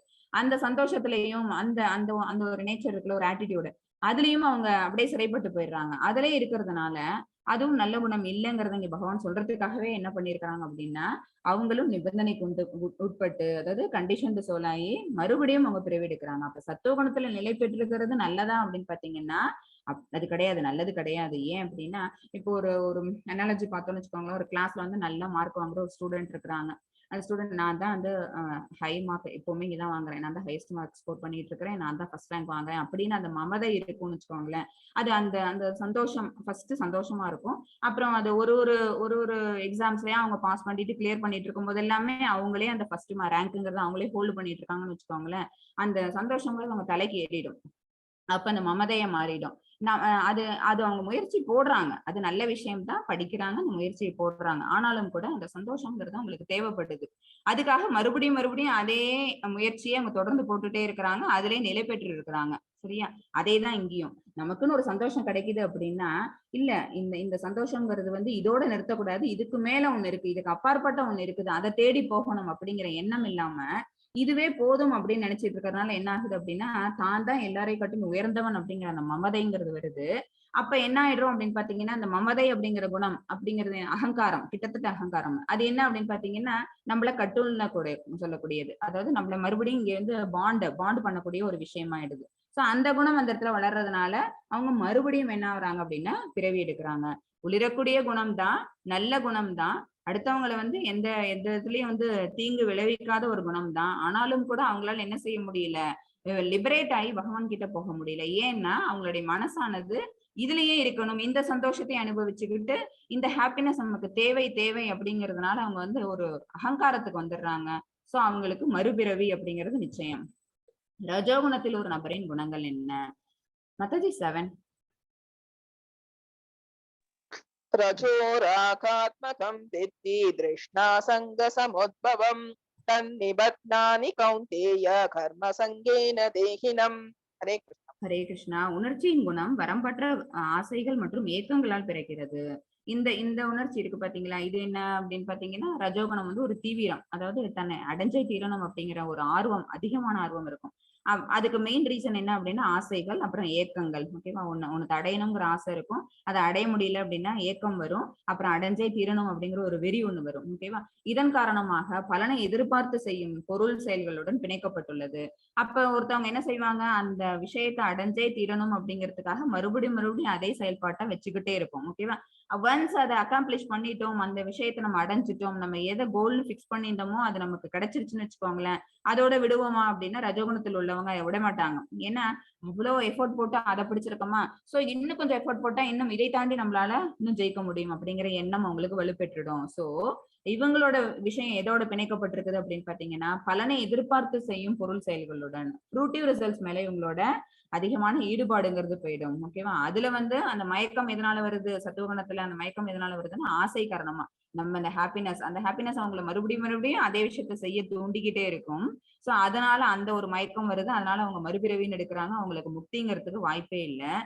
ரஜோல இருக்கிறவங்க வந்து செயல்பாடுகளை அவ்வளவு தீவிரமா செய்யறதுனால அந்த அந்த அளவுக்கு எஃபோர்ட் போட்டு அவங்க அந்த விஷயத்த அவங்க பினிஷ் பண்றதுனால அவங்களுக்கு என்ன ஆகுது, அந்த அந்த ரிசல்ட் கிடைச்ச உடனே அவங்களுக்கு அந்த சந்தோஷம் கிடைக்குது. அந்த ரிசல்ட்டை எதிர்பார்த்தே அவங்க அவ்வளவு முயற்சிகளையும் போட்டிருக்கிறாங்க. அப்ப அது என்ன மாதிரியான விஷயம் அப்படின்னு பாத்தீங்கன்னா பலநோக்கு செயல்கள் தான். சோ பலனை எதிர்பார்த்து செய்யும் பொருள் செயல்களுடன் அவங்களுடைய வாழ்க்கையானது பிணைக்கப்பட்டுள்ளது. அப்ப ஒன்ஸ் பாண்ட் ஆயிட்டோம்னு வச்சுக்கோங்களேன், நமக்கு லிபரேஷன்ங்கிறது உண்டா? No chance. இப்ப தமோ குணத்தில் ஒருவரின் குணங்கள் என்ன? இவங்க 2 பேர் இவங்க அதிகமா உழைப்பாங்க, அந்த சந்தோஷத்தை அனுபவிப்பாங்க, அதனால் வரக்கூடிய மயக்கத்தினால அவங்க மறுபிறவி எடுக்கிறாங்க. ரஜோகுணத்துல இருக்கிறவங்க அதிகமா உழைப்பாங்க, நிறைய எஃபோர்ட் போடுவாங்க, தான் நினைச்சதை அடைவாங்க, அது வெறியோட அதை அடைவாங்க. சோ ஏன் அப்படின்னா அவங்களுக்கு வந்து அந்த அந்த பதில்ங்கிறது தேவை, அந்த ரிசல்ட், அந்த ஃப்ரூட்டிவான ரிசல்ட்ங்கிறது அவங்களுக்கு தேவை, அதுக்காக உழைக்கிறாங்க. தபோகுணத்துல இருக்கிறவங்க உழைக்கவே மாட்டாங்க. ஓகேவா? அவங்களுக்கு கம்ப்ளீட் அறியாமையிலே இருப்பாங்க. அவங்களுக்கு எதையும் செய்யணும், எதையும் சுறுசுறுப்பா பண்ணணும் அப்படிங்கிற எண்ணம்ங்கிறது உங்களுக்கு துளி கூட இருக்காது. மத்தது 14.8 तमस्त्वज्ञानजं विद्धि मोहनं सर्वदेहिनां प्रमादालस्य निद्राभिस्तन्निबध्नानि भारत. हरे ஹரே கிருஷ்ணா. பரதனின் வழித்தோன்றலே அறியாமையின் குணமானது அனைத்து உயிரினங்களின் மாயையும் ஏற்படுத்துகிறது. இந்த குணத்தின் விளைவால் பிரம்மை, சோம்பல் மற்றும் தூக்கம் ஆகியவை காட்பட்டு மறுபடியும் நிபந்தனைக்கு உட்பட்ட பிறவி எடுக்கிறார்கள். இதுல என்ன இருக்கும் அப்படின்னு பாத்தீங்கன்னா, அறியாமை இருக்கும், அதிகமான தூக்கம் இருக்கும். இது என்ன அப்படின்னா சத்துவ அப்புறம் ரஜோ, அது ரெண்டுத்துக்கும் ஆப்போசிட், அல்லது சத்துவத்துக்கு ஸ்ட்ரெயிட் ஆப்போசிட் வச்சுக்கலாம். சத்துவகுணத்துல இருக்கிறவங்க எப்பவுமே சுறுசுறுப்பா இருப்பாங்க, எதையும் புதுசா விஷயங்களை தெரிஞ்சுக்கணும் அப்படின்னு, ஞானத்தை தேடணும் அப்படிங்கிற அறிவோட இருப்பாங்க. இவங்க என்ன செய்ய மாட்டாங்க, எப்பவுமே அதிக தூக்கம், நிறைய தூங்குவாங்க, சோம்பலோட இருப்பாங்க, அப்புறம் அறியாமையில இருந்திருப்பாங்க. எந்த ஒரு விஷயத்தையும் அவங்க தெரிஞ்சுக்கணுங்கிற ஆர்வம் இல்லாம ஆர்வமின்மையோட இருப்பாங்க, சுறுசுறுப்பு கிடையாது. இப்படி இருந்தாங்க. அந்த மோர் தேன் 10 ஹவர்ஸ்க்கு மேல அவங்க தூங்குவாங்க. இப்ப இந்த மாதிரி தூக்கத்திலே பாதி நேரத்தை செலவு பண்றது, அதிகமா சாப்பிடுறது, இந்த மாதிரி விஷயங்கள் அவங்க பண்ணினாங்கன்னா அவங்க எங்க அறிவை தேடுறது, அவங்க எப்படி ஞானத்தை தேட முடியும்? சோம்பல் தான் அதிகமாகும். அதிக தூக்கங்கிறது நம்மள எங்க கொண்டு போய் விடும் அப்படின்னா சோம்பல்ல கொண்டு போய் விட்டுரும். இப்படி இருக்கிறவங்களால செயல்பாடுகள் எதுவுமே செய்ய முடியாது. அப்படி அவங்க செய்தாலும் கூட அது எப்படி இருக்காது, ரூல்ஸ் அண்ட் ரெகுலேஷன்ஸ்க்கு நிபந்தனைக்கு உட்பட்டதா இருக்காது. அவங்க என்ன பண்ணுவாங்க, இதுதான் இப்படிதான் பண்ணணும் அப்படின்னு விதிகள் இருந்ததுன்னா அப்படின்னா அந்த விதிகளுக்கு அப்பாற்பட்டு, விதிகளுக்கு முரண்பட்டு அவங்க வேலைகளை செய்வாங்க. சரியா? அப்ப என்ன விகர்மா தான் அவங்க பண்ணக்கூடிய செயல்பாடுகள் என்ன அப்படின்னா, வேதங்கள்ல செய்யக்கூடாதுன்னு சொல்லியிருக்கிற விஷயங்களை செய்வாங்க, விகர்மாவை பண்ணுவாங்க, தீய செயல்களை பண்ணுவாங்க. சோ ஆட்டோமேட்டிக்கா அவங்களுக்கு என்ன ஆகும், மறுபிறவிங்கிறது உண்டு. 9 माताजी। सत्वं सुखे संजयति रज कर्मणि भारत ज्ञानम् आवृत्य तु तमः प्रमादे संजयत् कुत. हरे ஹரே கிருஷ்ணா. இப்ப ஒரு குணத்துல இருக்கவங்க எது எதுக்கு பாண்ட் ஆகி போறாங்கன்னு பார்ப்போம். சத்துவ குணம் ஒருவனை இன்பத்திற்கும். எஸ், அவங்க வந்து எப்பவுமே அந்த சந்தோஷம் வேணும், அந்த மயக்கத்துல இருக்கணும்னு அவங்க நினைக்கிறாங்க. செய்யக்கூடிய செயல்கள் நல்ல செயல்கள், பட் அந்த ஹாப்பினஸ் அவங்க எப்பவுமே மெயினா வச்சுட்டு இருக்காங்க. ரஜோகுணம் அதாவது ஃப்ரூட்டிவ் ரிசல்ட்ஸ் மேல அவங்களோட கான்சென்ட்ரேஷன் அதிகமா இருக்குது. அப்ப அந்த அந்த பலன் கிடைக்கிற வரைக்கும் அந்த செயல்பாடுகளை அவங்க நிறுத்தவே மாட்டாங்க. ஃப்ரூட்டிவ் ஆக்ஷன்ஸ் அவங்க பண்றது. தமோகுணம் என்ன அப்படின்னு பாத்தீங்கன்னா கம்ப்ளீட் இக்னரண்ட் மோடு, அவங்க பைத்தியக்காரத்தனத்திற்கு. அவங்க என்ன செய்வாங்க, செயல்பாடுகளே இருக்காது, செஞ்சாலும் கூட வேதங்கள்ல சொல்லப்படாத விஷயங்களை தான் அவங்க செஞ்சுட்டு இருப்பாங்க. சோ இந்த 3 விஷயங்களுக்கும் இந்த 3 குணங்களை சார்ந்தவர்கள் பந்தப்படுகிறார்கள். 10 माताजी। रजस्तमश्चाभिभूय सत्वं भवति भारत रजः सत्वं तमश्चैव तमः सत्वं रजस्तथा. हरे ஹரே கிருஷ்ணா. பரதனின் மைந்தனே, சத்துவகுணத்தை தோற்கடித்துக் கொண்டு சில சமயங்களில் ரஜோகுணம் உயர்ந்ததாகி விடுகிறது. ஓகேவா? இதுதான் வந்து இட் டிஃபர்ஸ், அதாவது சர்க்கம்ஸ்டான்சஸ் தகுந்த மாதிரி, சூழ்நிலைக்கு தகுந்த மாதிரி எப்படி ஒருத்தவங்க குணங்களை மாத்திக்கிறாங்கிறதுக்கான ஸ்லோகம் தான் இது. சத்துவகுணத்தை தோற்கடித்துக் கொண்டு சில சமயங்களில் ரஜோகுணம் உயர்ந்ததாகி விடுகிறது. ஒரு மனிதனுக்குள்ளேயே இந்த சுபாவங்கிறது மாறும் சம்டைம்ஸ். மேலும் சில சமயங்களில் சத்துவகுணம் ரஜோகுணத்தை தோற்கடிக்கும். சரியா? வேறு சில சமயங்களில் தமோகுணம் சத்துவகுணத்தை தோற்கடிக்கும், ரஜோகுணத்தையும் தோற்கடிக்கும். இவ்வாறு உயர்நிலைக்கான போட்டி இருக்கின்றது. ஒரே ஒரு உயிர்வாழி தான். அந்த உயிர்வாழி செய்யக்கூடிய அந்த செயல்பாடுகள் எப்படி இருக்கும் அப்படின்னா, ஒரு டைம் வந்து சத்துவகுணத்துல நிலை பெற்று அவன் தன்னுடைய செயல்பாடுகளை செய்வான். அப்ப அவனுக்கு வந்து ஹாப்பினஸ் மிச்சம் இருக்கும். ஓகேவா? ஒரு டைம் அதே மனிதன், அதே உயிர்வாழியானவன் வேற செயல்பாடுகளை செய்வான். அது ரஜோகுணம். அதாவது பலன்களை எதிர்பார்த்து செயல்பாடுகள் இருக்கும். சரியா? அதிகமா உழைப்பாங்க. ஓவரா எதுக்கு உழைக்கிறோம் அப்படின்னு தெரியாது. முட்டாள் மாதிரி என்ன செய்வாங்க அப்படின்னு நிறைய உழைப்பாங்க. அவ்வளவு உழைப்பு போட்டு அவ்வளவு பணம் சம்பாதிச்சு கடைசியில அவங்க அதை அனுபவிக்கிறாங்களா அப்படின்னா ஃபேமிலியை ஹாப்பியா வச்சுக்கணும். சரியா? அப்புறம் நம்மளோட அடுத்தடுத்த சந்ததியெல்லாம் ஹாப்பியா இருக்கணும் அப்படின்னு சொல்லிட்டு இவங்களே என்ன செய்வாங்க, பிரயத்தனப்பட்டு பலவிதமான வேலைகளை செஞ்சுக்கிட்டே இருப்பாங்க. கஷ்டப்படுறது யாரு அப்படின்னா இவங்க யாரோ ஒருத்தவங்க அனுபவிக்கிறதுக்காக. இது முட்டாள்தனமான காரியம். ஆனா அவங்க எதை எதிர்பார்த்து செய்யறாங்க, இது அறியாமையா இருந்தாலும் கூட அவங்க முழுசா செயல்படுறாங்க. ஆனா வந்து அந்த ரிசல்ட் கிடைக்கிற வரைக்கும் தன்னோட செயல்பாட்டு நிறுத்தல.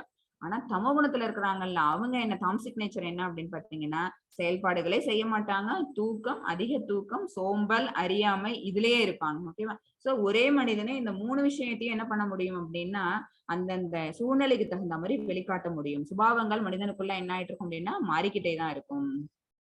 மனம், இதுக்கு காரணம் என்ன அப்படின்னு பாத்தீங்கன்னா மனசுதான். மனசுதான் என்ன பண்ணுது அப்படின்னா, ஒரு நிலையில இல்லாம ஒரு டைம் வந்து சத்துவகுணத்திலையும், ஒரு டைம் தமோகுணத்திலையும், ஒரு தடவை ரஜோகுணத்திலையும் நிலைநிறுத்தும் ஒரு ஆத்மாவை. அப்ப அதுக்கு தகுந்த மாதிரி அந்த உடலானது தன்னோட செயல்பாடுகளை மாத்தி அமைச்சுக்குது. सर्वद्वारेषु देकेऽस्मिन् प्रकाश उपजायते ज्ञानं यथा तथा विद्याद् विवर्तं सत्त्वम् इत्युत. हरे कृष्ण. ஹரே கிருஷ்ணா. உடலின் அனைத்து வாயில்களும் அறிவால் ஒளிரும் போது நற்குணத்தின் வெளிப்பாட்டை அனுபவிக்க முடியும். எப்ப வந்து நமக்கு அந்த மாதிரி நம்மளோட உடல் கம்ப்ளீட்டா வந்து சத்துவகுணத்துல நிலை பெறும் அப்படிங்கிறதுக்கான ஸ்லோகம் தான் இது. உடலின் இரு கண்கள், இரு காதுகள், இரு நாசித்வாரங்கள், வாய், பிறப்புறுப்புகள், குதம் ஆகிய 9 கதவுகள். நம்மளோட பாடியில எத்தனை இருக்கு? 9 கேட்ஸ் இருக்குன்னு சொல்லியிருக்கிறோம். இந்த 9 வாயில்களை கொண்ட நகரத்தில் வசிக்கிறான் இந்த ஆத்மா அப்படின்னு படிச்சிருக்கிறோம் நம்ம. ஓகேவா? சோ அந்த 9 கேட், இந்த 9 கேட்ஸ் தான் இங்க சொல்லப்பட்டிருக்குது. சத்துவகுணத்தின் அறிகுறியால் பிரகாசப்பட்டு இருக்கும் போது, சத்துவகுணத்துல இருக்கும்போது என்ன செய்யும் அப்படின்னு பாத்தீங்கன்னா, இந்த புலன் உறுப்புகள் எதுவுமே என்ன பண்ணாது அப்படின்னா வேற மாதிரியான, அதாவது சாஸ்திரங்கள்ல சொல்லப்படாத விதிமீறிய செயல்களை அது செய்யாது. அதுதான் வந்து சத்துவகுணத்தின் அறிகுறியால் பிரகாசப்பட்டு இருக்கிறது அப்படிங்கிறது. அதான் ஒளிரும் போது அப்படிங்கிறது. இது ஷைன்ஸ் அப்படின்னா என்ன அர்த்தம்னா, அவன் வந்து மோட் ஆஃப் குட்னஸ்ல அவன் இருக்கான்னு அர்த்தம். ஒருவன் சத்துவகுணத்தை விருத்தி செய்து கொண்டு இருக்கிறான் என்று புரிந்து கொள்ள வேண்டும். சரியா? அவனுடைய செயல்பாடுகள் நல்ல செயல்பாடுகளா அமையுது. சத்துவகுணத்தில் சரியான நிலையில் காணவும், கேட்கவும், சுவைக்கவும் முடியும். சத்துவகுணத்தில் நம்ம இருக்கோம் அப்படின்னாலே நம்மளுடைய செயல்பாடுகள் மூலமாவே இன்னொருத்தவங்க அதை தெரிஞ்சுக்க முடியும். மேலும் தூய்மை உற்றவன் ஆகிறான். அவன் தூய்மையானவன் ஆகிறான். மகிழ்ச்சியின் அறிகுறிகளுடைய அபிவிருத்தி ஒவ்வொரு கதவிலும் தெரியும். இதுவே சத்துவகுணத்தின் நிலை. இதை என்னன்னு சொல்லலாம் அப்படின்னு பாத்தீங்கன்னா, சத்துவகுணத்துல ஒருத்தவங்க நிலை பெற்றுட்டோம் அப்படின்னா இதுக்கு அடுத்த நிலையான சுத்த சத்துவ நிலைக்கு அவன் தன்னை முன்னோக்கி கொண்டு வந்துக்கலாம். ஓகேவா? இது வந்து என்ன அப்படின்னா, இது அந்த குணத்துக்கு உட்பட்ட நிலைதான். குணத்துக்கு அப்பாற்பட்ட நிலைங்கிறது என்ன அப்படின்னா சுத்த சத்துவ தலம்னு அர்த்தம். அந்த சுத்த சத்துவ தலம்னா வாசுதேவ தலம்னு சொல்லலாம். வாசுதேவ தலம்ங்கிறது பகவான் இருக்கக்கூடிய இடம். ஓகேவா? சோ பகவான் அப்படிதான் இருக்கிறாங்க. இந்த குணங்களுக்கு அப்பாற்பட்டுதான் இருக்கிறாங்க. ஒரு உயிர்வாழியானவன் தன்னை இந்த சுத்த சத்துவ நிலைக்கும் தன்னை உயர்த்தி கொள்ளலாம். எப்போ உயர்த்தி கொள்ளலாம் அப்படின்னா, புலன்கள் எல்லாத்தையும் கண்ட்ரோல் பண்ணி, மனசையும் கண்ட்ரோல் பண்ணி, அத்தனை கதவுகளும் எப்படி இருக்கு? சத்துவகுணத்தின் அறிகுறியால் பிரகாசப்பட்டு இருக்கும் போது, எல்லாமே திருப்தி அடைஞ்ச நிலையில இருக்கும் போது, நமக்கு கிடைச்சதெல்லாம் போதும், நம்ம இதெல்லாத்தையும் நம்ம என்ன பண்றோம், ஹாப்பியா அனுபவிக்கிறோம் அப்படிங்கிற எண்ணம் வந்துருச்சு அப்படின்னாலே நம்ம என்ன செய்ய ஆரம்பிப்போம்? செயல்பாடுகளை குறைச்சிக்க ஆரம்பிப்போம். ஒரு சாட்டிஸ்பாக்சன் வந்துருச்சு, ஒரு சாச்சுரேட்டட் பாயிண்ட் வந்துருச்சுன்னு வச்சுக்கோங்களேன். அதுக்கு மேல நம்ம செயல்பாடுகள் என்ன செஞ்சுப்போம் அப்படின்னா நிறுத்திப்போம் அல்லது குறைச்சிப்போம். ஓகேவா? அப்ப என்ன ஆகும்? இருக்கிறது போதும் அப்படிங்கிற அந்த சந்தோஷமான மனநிலை மனசுக்கு வந்துருச்சு அப்படின்னாலே அதோட நம்ம என்ன எதிர்பார்ப்புகளை குறைச்சிக்க ஆரம்பிச்சிருவோம். அப்ப பற்றுதல் குறையும். அப்ப ஆட்டோமேட்டிக்கா 9 வாயில்களும் பிரகாசமாகும். இந்த அறிவுதான் வந்து தெய்வீக ஞானம்னு சொல்றது. 14.12 மெத்தட்ஸ். लोभ प्रवृत्तिरारम्भः कर्मणाम् असमस्पृहा रजस्तेजानि जायन्ते विवृते परदर्शभा. हरे कृष्ण. ஹரே கிருஷ்ணா. பரதகுல தலைவனே, ரஜோகுணத்தின் ஏற்றம் இருக்கும்போது பெரும் பற்று, கட்டுப்படுத்த இயலாத ஆசை, ஏக்கம், கடின உழைப்பு இவர்களின் அறிகுறிகள் தோன்றுகின்றன. ரஜோகுணம் மொத்தவங்கள்ட்ட அதிகமா இருக்கும்போது என்னென்ன மாதிரி சிம்டம்ஸ் அவன்கிட்ட காட்ட முடியும் அப்படின்னு பாத்தீங்கன்னு வச்சுக்கோங்களேன். அந்த ஒரு திருப்தியற்ற மனநிலை இருக்கும். சத்துவகுணத்துல திருப்தி இருக்குன்னு சொன்னோம். இப்பதான் அதை சொல்லி முடிச்சோம். அது திருப்தி கிடைக்கும். அதனால ஒரு பக்குவம் அடைஞ்சிருவான் அந்த மனிதனானவன். பக்குவம் அடைஞ்சதுனால அவனுக்கு பற்றற்ற நிலையில இருக்கும். அப்ப தன்னை சத்துவ நிலையில இருந்து சுத்த சத்துவ நிலைக்கு தன்னை மாத்திக்க முடியும். வாசுதேவ தலம் அதுக்கு அவனால மாறிக்க முடியும். ஆனா ரஜோகுணத்துல இருக்கிறவன் எப்படி இருப்பான் அப்படின்னு பாத்தீங்கன்னா, அந்த ரஜோகுணம் அதிகமா அந்த சுபாவம் அவனுடைய மனசை ஆக்கிரமிச்சிருந்தது அப்படின்னா, அப்ப அவனுக்கு எப்படி இருக்கும் அப்படின்னா பெரும் பற்றுதல் ஜாஸ்தியா இருக்கும். ஏன்னா அப்பதானே அடையணும் அப்படிங்கிற அந்த அந்த ஒரு நேச்சர் தானே, அதுதானே அந்த பற்றுதலை கொடுக்குது. ஓகேவா? கட்டுப்படுத்த இல்லாத ஆசை ஒண்ணு முடிஞ்சிருச்சுன்னா அதோட நிறுத்திக்க மாட்டான். லிமிடேஷன்ஸ்ங்கிறதே கிடையாது. அதை என்ன பண்ணுவாங்க, அந்த ஆசைகளை வளர்த்துக்கிட்டே போவாங்க. கோல் பாயிண்ட் தள்ளி வச்சுக்கிட்டே போவாங்க. ஏக்கம், அதை அடைய முடியலன்னு அப்படின்னா அதுக்கான ஏக்கம் ஜாஸ்தியா இருக்கும், வருத்தப்படுவாங்க. அப்புறம் அதை அடைஞ்சே தீரணும் அப்படிங்கிறதுல கடின உழைப்பு போடுவாங்க. இப்ப ஒரு வீடு கட்டணும்னு நினைக்கிறோம்னு வச்சுக்கோங்களேன். ஒரு வீடு நம்ம 4 பேர் இருக்கிறோம் அப்படின்னா அந்த தங்குறதுக்காக அந்த ஒரு வீடு கட்டினா போதும். இந்த வீட்டுல ஒரு பூஜை ரூம் போடுவோம், 2 பெட்ரூம் போடுவோம், கிச்சன் போடுவோம். அந்த வீடு அப்படின்னு இருக்கிறவங்க யாரு அப்படின்னா சத்துவகுணத்தை நிலை பெற்றவர்கள். ஏன்னா அவங்களுக்கு பற்றுதல் ரொம்ப இருக்காது. நம்ம எவ்வளவு நாள் இருக்கிறோமோ அவ்வளவு நாளைக்கு நமக்கு தேவையான ஒரு ஒரு தேவைக்கு தானே, நெசசிட்டிக்கு தானே, சரியா? ஆனா இதுவே இந்த ரஜோகுணத்துல இருக்கவங்க என்ன செய்வாங்க, வீடு கட்டணும் ஆரம்பிச்சாங்க, ஒரு பெரிய பங்களா டைப் கட்டணும். அதுல அதிக வசதிகள் உடையணும். ஓகேவா? நிறைய வசதிகள், ஸ்விம்மிங் பூல் இருக்கணும், 2 கார் நிறுத்துற மாதிரி கார் பார்க்கிங் இருக்கணும். ஓகேவா? இந்த மாதிரி நிறைய விஷயங்களை அவங்க கொண்டு வரணும்னு அவங்க நிறைய அதுக்குள்ள என்ன பண்ணுவாங்க, இன்பில்ட் பண்ணிட்டே போவாங்க. என்ன ஒரே ஒரு விஷயம் உங்களுக்கு தெரியாது, இது எல்லாம் அனித்தியம், இதெல்லாம் அசாஸ்வதம் அப்படிங்கிற அந்த ஒரு விஷயம் தெரியாது. அந்த விஷயம் புரியாதவங்க யாரு அப்படின்னா ரஜோகுணத்துல இருக்கிறவங்க. நம்ம செய்யக்கூடிய இவ்வளவு கடின உழைப்பு போடக்கூடிய இந்த ஃப்ரூட்டி ரிசல்ட் தரக்கூடிய இந்த செயல்பாடுகள் எல்லாமே என்ன அப்படின்னா இன்னைக்கு இருக்கும், நாளைக்கு நம்மள்ட்ட இருக்காது.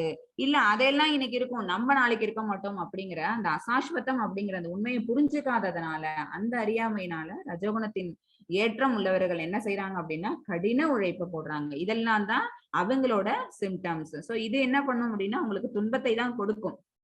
அது அவங்களை என்டாங்கிள் பண்ணுது, மறுபடியும் இந்த பிறப்பிறப்பு சுழற்சிக்குள்ள கொண்டு வருது, அப்புறம் துன்பத்தையும் அவங்களுக்கு கொடுத்துருது. 14.13 மெத்தட். अप्रकाशो प्रवृत्तिश्च प्रमादो मोघ एव च तमस्येतानि जायन्ते विवर्ते कुरु नन्दन. हरे ஹரே கிருஷ்ணா. குருவின் மைந்தனே, தமோகுணத்தின் உயர்ச்சி இருக்கும்போது, தமோகுணம் மொத்தவங்க கிட்ட அதிகமா காட்டும் போது, ஓகேவா, ஒரு குணத்தோட அந்த ஏற்றம் அப்படிங்கிறது இருக்கும்போது எப்படி அவங்க தன்னை வெளிக்காமிச்சுக்கிறாங்கிறதா இப்ப ஒரு ஸ்லோகம் பார்த்துக்கிட்டு இருக்கிறோம். அப்ப பித்தம், மயக்கம், சோம்பல், இருள் இவை தோற்றுவிக்கப்படுகிறன. ஓகேவா? இது பித்தம், மயக்கம், சோம்பல் இதெல்லாம் என்ன அப்படின்னு எதனால காரணம் அப்படின்னா அதிக தூக்கத்தினால காரணம். இருள் அப்படிங்கிறது என்ன அப்படின்னா அறியாமையினால. ஏன்னா எந்த ஒரு செயல்பாடுகளையும் அவங்க செஞ்சே இருக்க மாட்டாங்க. செய்யாதனால உங்களுக்கு என்ன இருக்கும் அப்படின்னா அறியாமைதான் இருக்கும். எதையும் எப்படி செய்யணுங்கிற அந்த ஒரு அதோட நேச்சர் தெரியாது அவங்களுக்கு. இப்படிதான் விதிக்கப்பட்டிருக்குது அப்படிங்கிற அந்த விஷயம் தெரியாது. கல்வி ஞானம்ங்கிறது இல்லாததுனால. அப்புறம் ரொம்ப நேரம் அவங்க தூங்குறதுலே செலவு பண்ணுவாங்க. சோ அவங்க எப்படி இருப்பாங்க அப்படின்னா செயல்பாடுகளே அற்றவர்களாக இருப்பாங்க. இதெல்லாம் தான் அந்த மாதிரி ஒரு பர்சனாலிட்டியை பார்த்தோம் அப்படின்னு வச்சுக்கோங்களேன், அவங்கள்ட்ட எந்த குணம் இருக்குன்னு நம்மளால ஈஸியா ஜட்ஜ் பண்ணிட முடியும். தே ஆர் இன் டாம்சிக் நேச்சர்.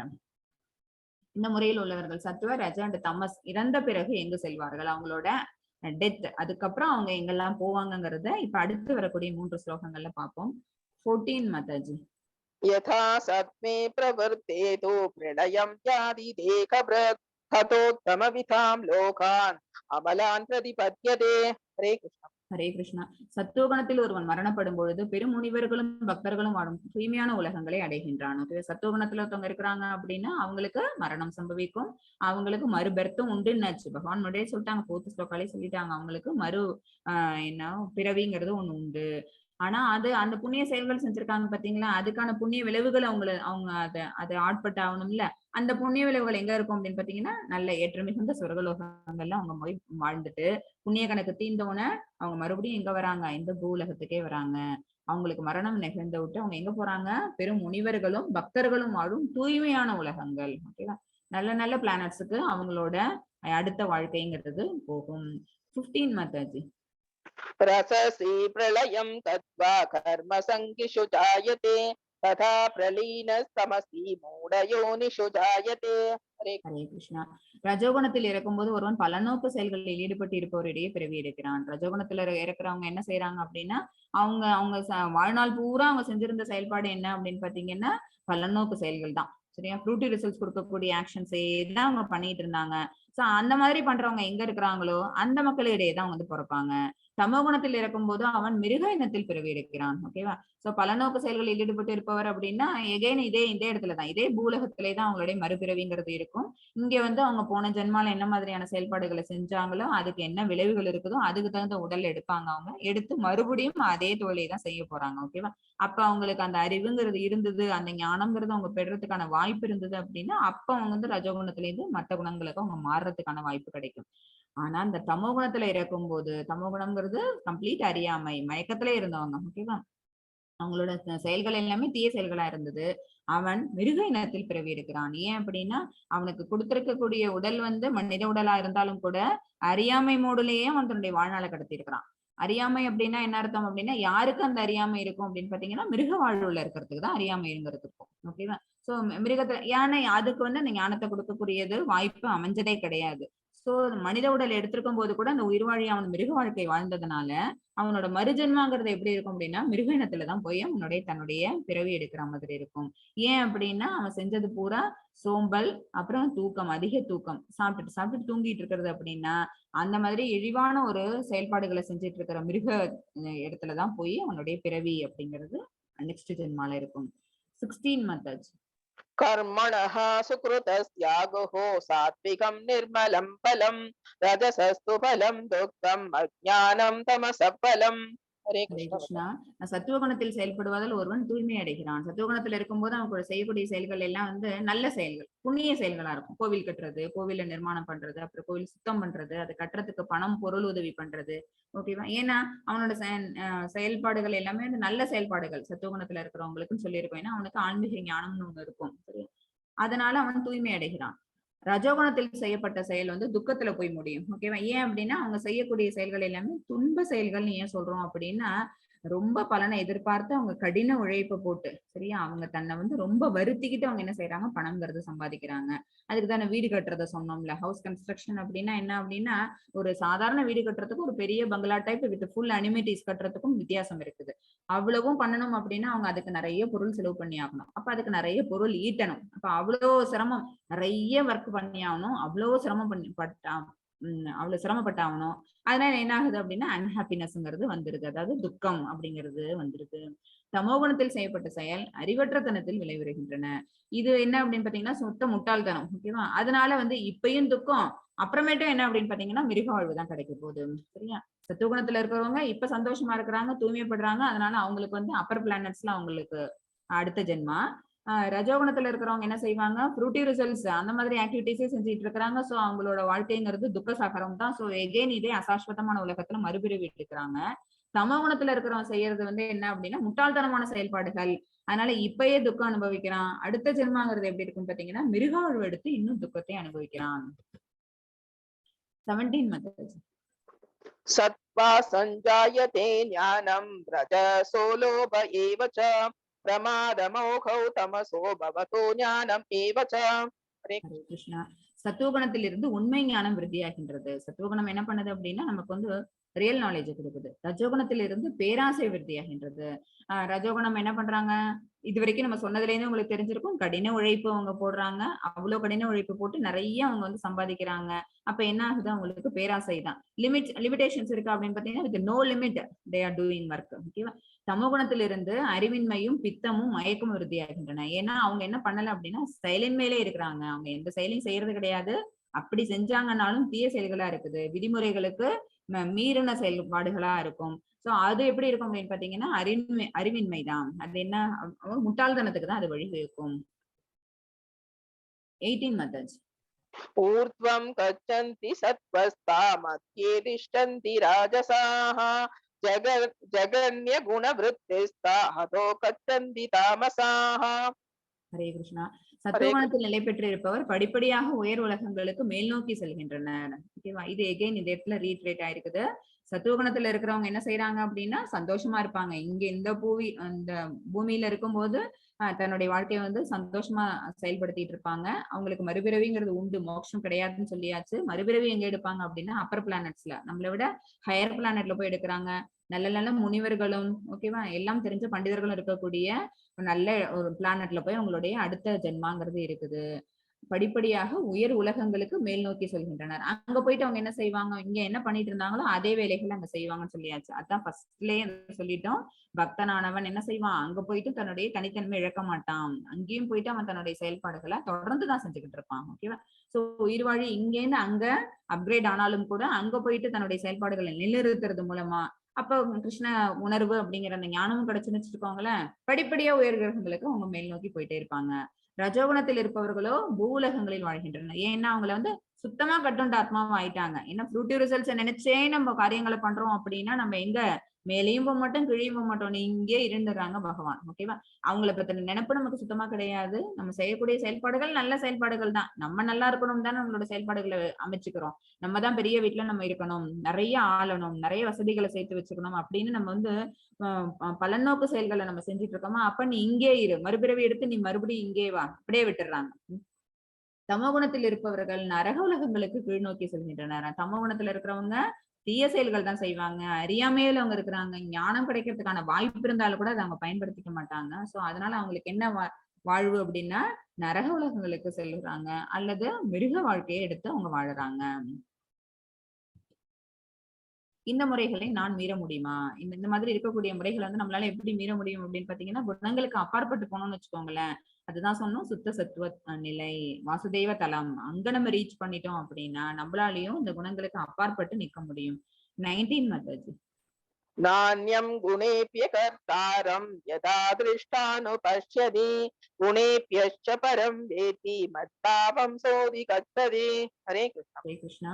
செயல்கள் எல்லாவற்றிலும் இந்த இயற்கை குணங்களுக்கு அப்பாற்பட்டு எதுவும் இல்லை என்பதையும் பரமபுருஷன் இந்த குணங்களில் நின்று உயர்ந்தவர் என்பதையும் நீ காணும் பொழுது என்னுடைய ஆன்மீக இயற்கையை உன்னால் அறிய முடியும். எப்ப நம்ம இதை வந்து புரிஞ்சுக்க முடியும் அப்படின்னு பாத்தீங்கன்னா, இந்த இயற்கை குணங்களுக்கு அப்பாற்பட்டு எந்த விதமான செயல்களும் இல்ல.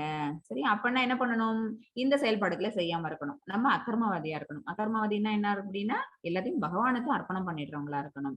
பரமபுருஷன் இந்த குணங்களில் என்றும் உயர்ந்தவர், இந்த குணங்கள் எல்லாத்தையும் உண்டு பண்ணவங்க அவங்கதான்னாலும் அவங்க என்ன இல்ல, இதுக்கு கட்டுப்பட்டு அவங்க இல்ல அப்படிங்கிற அந்த ஒரு விஷயம் தெரிஞ்சிருச்சு வச்சுக்கோங்களேன். அப்ப என்ன ஆகும் அப்படின்னா ஆன்மீக இயற்கையை நம்மளால தெரிஞ்சுக்க முடியும். ஓகேவா, இப்ப இந்த இடத்துல உங்களுக்கு ஒரு கதை சொல்றேன், இப்ப உங்களுக்கு புரியும். ஒரு ஒரு மனிதன் ஒரு ஒரு உயிர்வாழி, ஒரு அடர்ந்த காடு, அதுல வந்து அவ்வளோ கொடிய விலங்குகள்லாம் இருக்குது. அடர்ந்த காடு, இருளான பிரதேசமா இருக்குது. அது வழியா கிராஸ் பண்ணி போயிட்டு இருக்கிறாங்க. ஓகேவா, அவங்கள்ட்ட ஒரு விஷயம் இருக்குது. அதை திருடுறதுக்கு அங்க வந்து 3 திருடர்கள் வராங்க, 3 ராபர்ஸ். ஓகேவா, ஒருத்தவங்க வந்து ரொம்ப வெள்ளை, இன்னொருத்தவங்க எப்படி இருக்காங்க அப்படின்னா சிகப்பா இருக்காங்க, இன்னொருத்தவங்க வந்து கருப்பா இருக்காங்க. ஓகேவா, 3 ராபர்ஸ் வராங்க.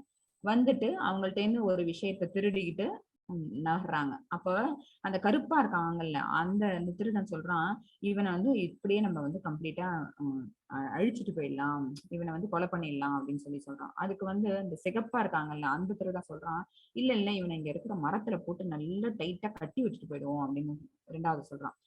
பேசிட்டு சரி நம்ம சொன்னதுதான் கரெக்டுங்கிற மாதிரி ஒரு மரத்தோட போட்டு நல்லா டைட் பண்ணிட்டு போயிடுறாங்க.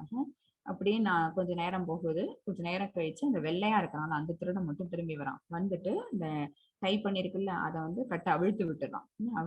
ஓகேவா, இதுல இதுதான். இதுக்கப்புறம் இவன் என்ன செய்யறான் அப்படின்னா, ஆஹா தன்கிட்ட இருந்த அந்த விஷயமானது போயிடுச்சு, அதனால நம்ம இனிமேல் என்ன செய்யணும் அப்படின்னு பாத்தீங்கன்னா நல்ல நல்ல விஷயங்களை தெரிஞ்சுக்கிட்டு இந்த இந்த பாதையை நம்ம எப்படி கடந்து போறது, இந்த அடர்ந்த காட்டை வந்து நம்ம எப்படி கடந்து போறது அப்படிங்கிற விஷயம் மூலமா நம்ம வந்து காட்டை கடந்துடணும் அப்படின்னு சொல்லிட்டு அவன் சில விஷயத்த தெரிஞ்சுக்கிறான், காட்டை கடந்துடுறான். ஓகேவா, இப்ப நம்ம வந்து இந்த கதையை அப்படியே கொண்டு வந்து நம்ம இதோட மேப் பண்ணி பார்ப்போம். இந்த ஸ்பிரிச்சுவலா மேப் பண்ணி பார்ப்போம். இந்த அடர்ந்த காடு, அதுல நிறைய கொடி விலங்குகள், நிறைய மரங்கள் இருக்குது. அதெல்லாம் என்ன அப்படின்னு பாத்தீங்கன்னா இந்த பௌதிக உலகம். ஓகேவா, இந்த பௌதிக உலகத்துல இருக்கக்கூடிய மத்தது எல்லாத்தையும் சேர்த்துதான் நம்ம சொல்லியாச்சு. அங்க நடமாடிக்கிட்டு இருந்த அத்தனை உயிரினங்களையும் நம்ம சொல்லிட்டோம். ஓகேவா, அதுல அந்த போயிட்டு இருந்தாங்கல்ல அது யாரு அப்படின்னா நம்ம தான், உயிர்வாழியானிய நம்ம தான். ஓகேவா, 3 திருடர்கள் வந்தாங்கல்ல, 3 கலர்ல 3 திருடர்கள் கலர்கள் வந்தாங்கல்ல, வெள்ளை, சேப்பு, அப்புறம் கருப்பு. ஓகேவா? வெள்ளையா வந்தது யாரு அப்படின்னு பாத்தீங்கன்னா சத்துவகுணம். சரியா? சிகப்பா வந்தது யாரு அப்படின்னு பாத்தீங்கன்னா, ஏன்னா அந்தந்த குணத்துக்குன்னு ஒரு ஒரு கலர் இருக்குல்ல, அதுக்காக சொன்னேன். ரஜோகுணம். கருப்பு யாரு அப்படின்னு பாத்தீங்கன்னா தமோ குணம். அவங்க 3 பேரும் வந்து அவங்க அந்த உயிர்வாழி கிட்ட இருந்து ஒண்ணு திருடினாங்கன்னு சொன்னோம்ல, அது என்ன அப்படின்னா அந்த ஆன்மீக உணர்வு, நம்மளோட செல்ஃப் ரியலைசேஷன் இருக்கு பாத்தீங்களா, அதை திருடிடுறாங்க. ஓகேவா?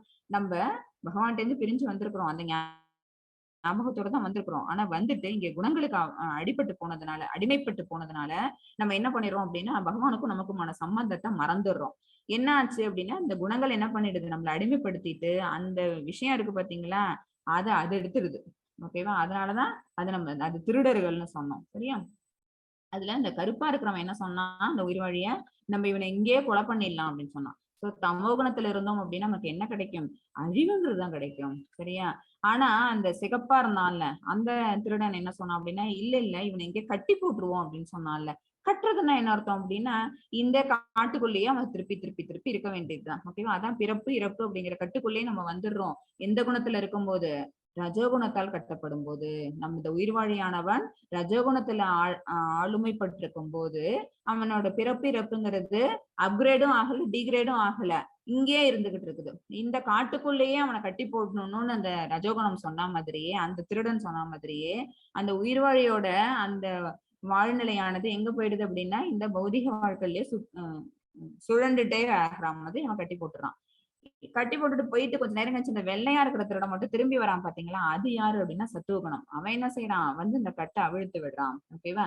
சோ எப்பயாவது ஒரு முறை இந்த உயிர்வாழியோட மனசுக்குள்ள சத்துவகுணம் எட்டி பார்க்கும்போது அது என்ன பண்ணுது, இந்த கட்டுகள்ல இருந்து நம்ம விலகிடணும், இந்த பாண்டேஜ் எல்லாம் நமக்கு தேவை கிடையாது, இந்த பற்றுதலை விட்டோம்னா தான் நம்ம எங்க போக முடியும், நம்ம தொலைச்ச அந்த செல்ஃப் ரியலைசேஷன், அந்த ஆன்மீக ஞானம் இருக்கு பாத்தீங்களா, தன்னுணர்வு அப்படிங்கறத எடுத்துக்கிட்டு தன்னுணர்வு பாதையில முன்னேறி இந்த காட்டை கடக்க முடியும் அப்படிங்கிற ஒரு விஷயம் எப்ப தெரியுது, சத்துவகுணம் வந்து நம்மள கட்டை அவுத்து விடும் போதுதான். அந்த வெள்ளையா இருக்கிற திருடன் வந்து இந்த கட்டை பிரிச்சு விட்டுறான். ஓகேவா? அப்ப என்ன ஆயிடும், அந்த உயிர்வாழி கட்டுகள்ல இருந்து வெளியில வந்துடுறான். அப்போ பற்றுதல விட்டுறான்னு அர்த்தம். சத்துவகுணம் அவங்க கிட்ட வந்துருது. அப்ப அவன் என்ன செய்வான், தான் தொலைச்ச அந்த தன்கிட்ட லூட் பண்ணிட்டாங்கல்ல அந்த விஷயம் அவங்களுக்கு மறுபடியும் அந்த உயிர் வாழ்க்கை கிடைக்கும். அப்ப அந்த ஆன்மீக தன்னுணர்வு பாதையை அவன் தன்னை முன்னேற்றிக்கிட்டு இந்த அடர்ந்த காடான இந்த பௌதிக இயற்கையை கடந்து அவன் எங்க போக முடியும், மறுபடியும் go back to Godhead. ஓகேவா? சோ இந்த கதையை வந்து இந்த இடத்துல நீங்க மேட்ச் பண்ணி பாத்துக்கலாம். ஹரே கிருஷ்ணா. 20 methods.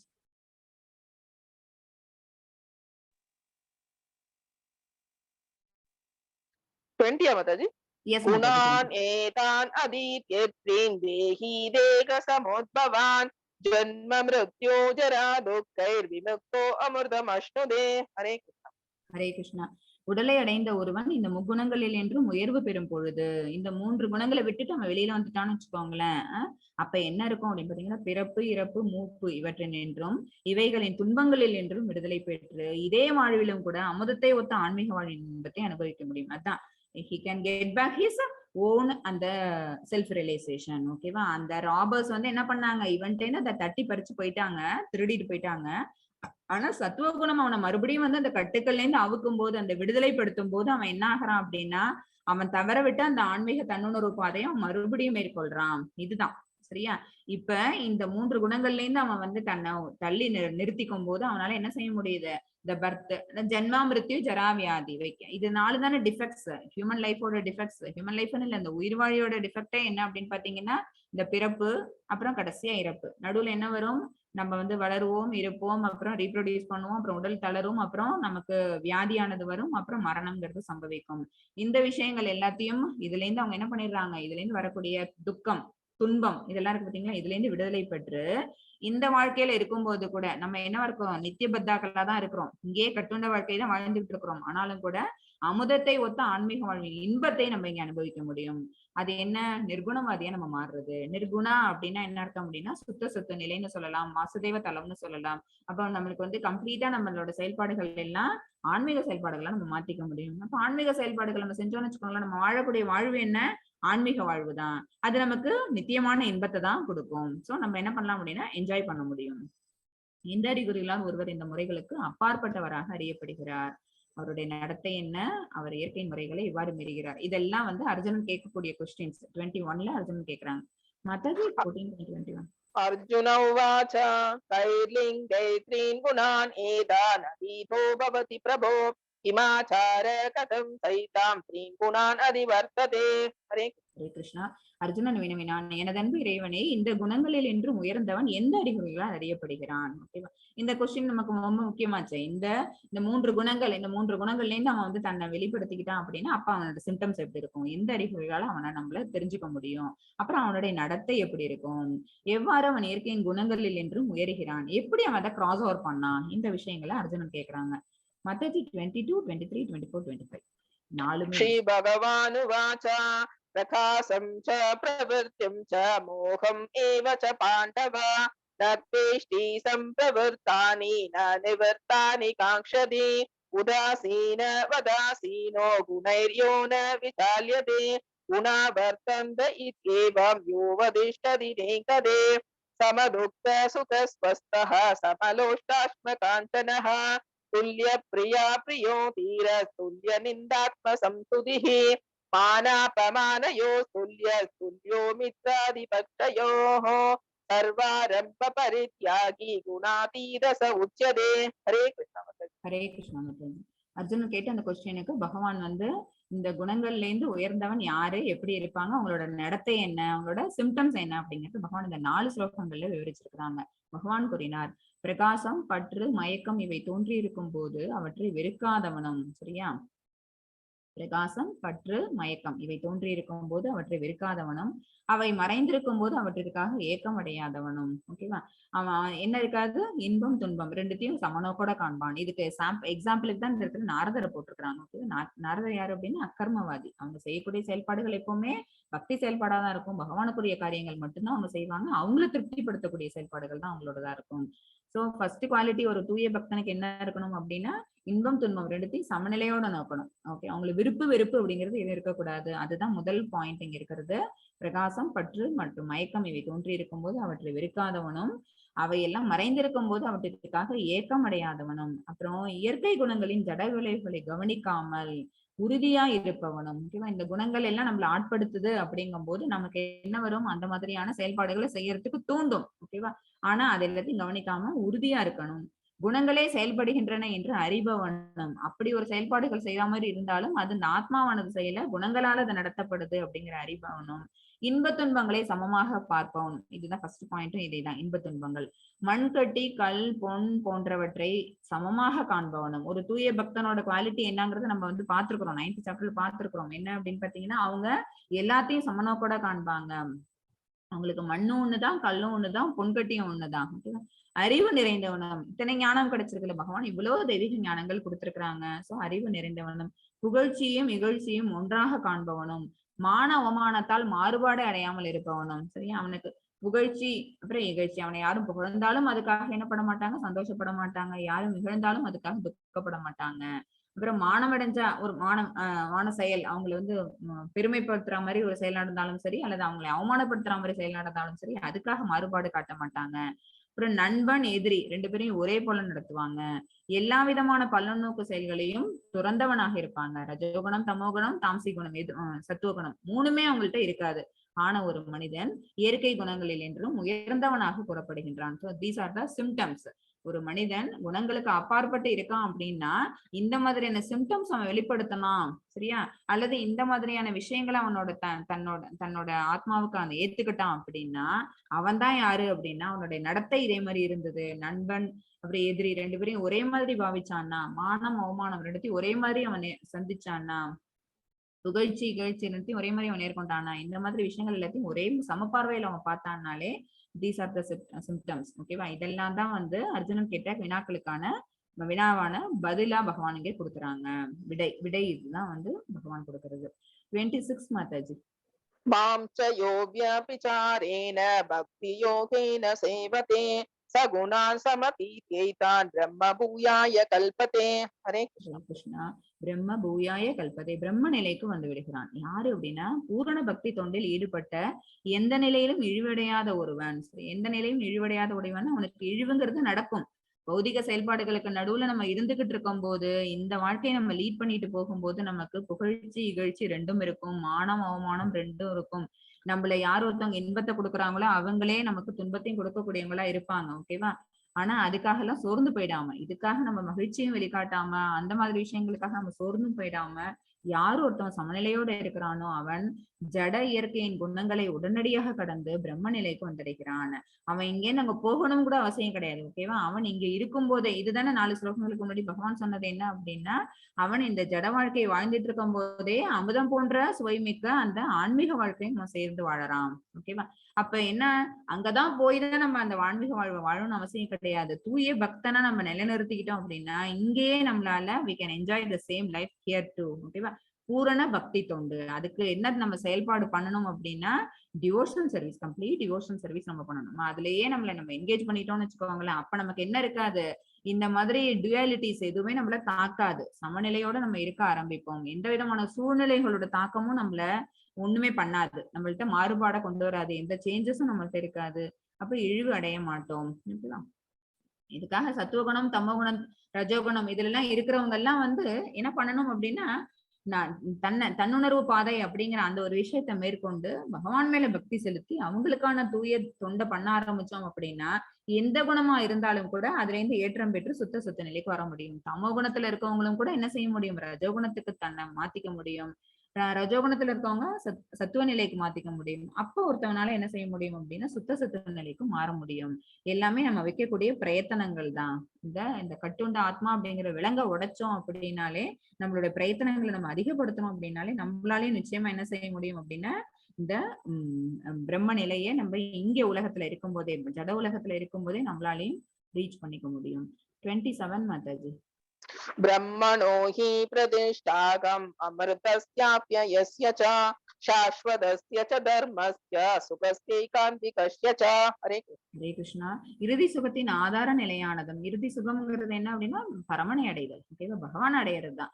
அதுக்கு ஆதார நிலையானதும் மரணமற்றதும் அழிவற்றதும் நித்தியமானமான அருவ பிரம்மத்தின் அடிப்படை நானே. ஓகேவா?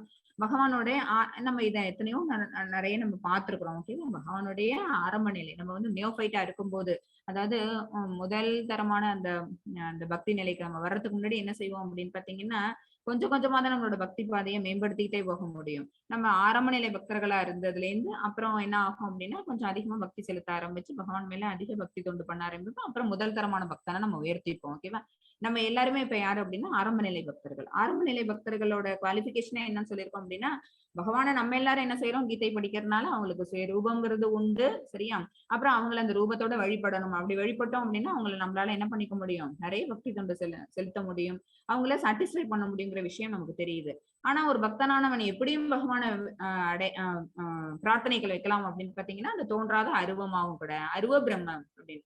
சோ அந்த அருவ பிரம்மம் யாரு அப்படின்னு பாத்தீங்கன்னா பகவானுடைய அடிப்படை தான். ஓகேவா?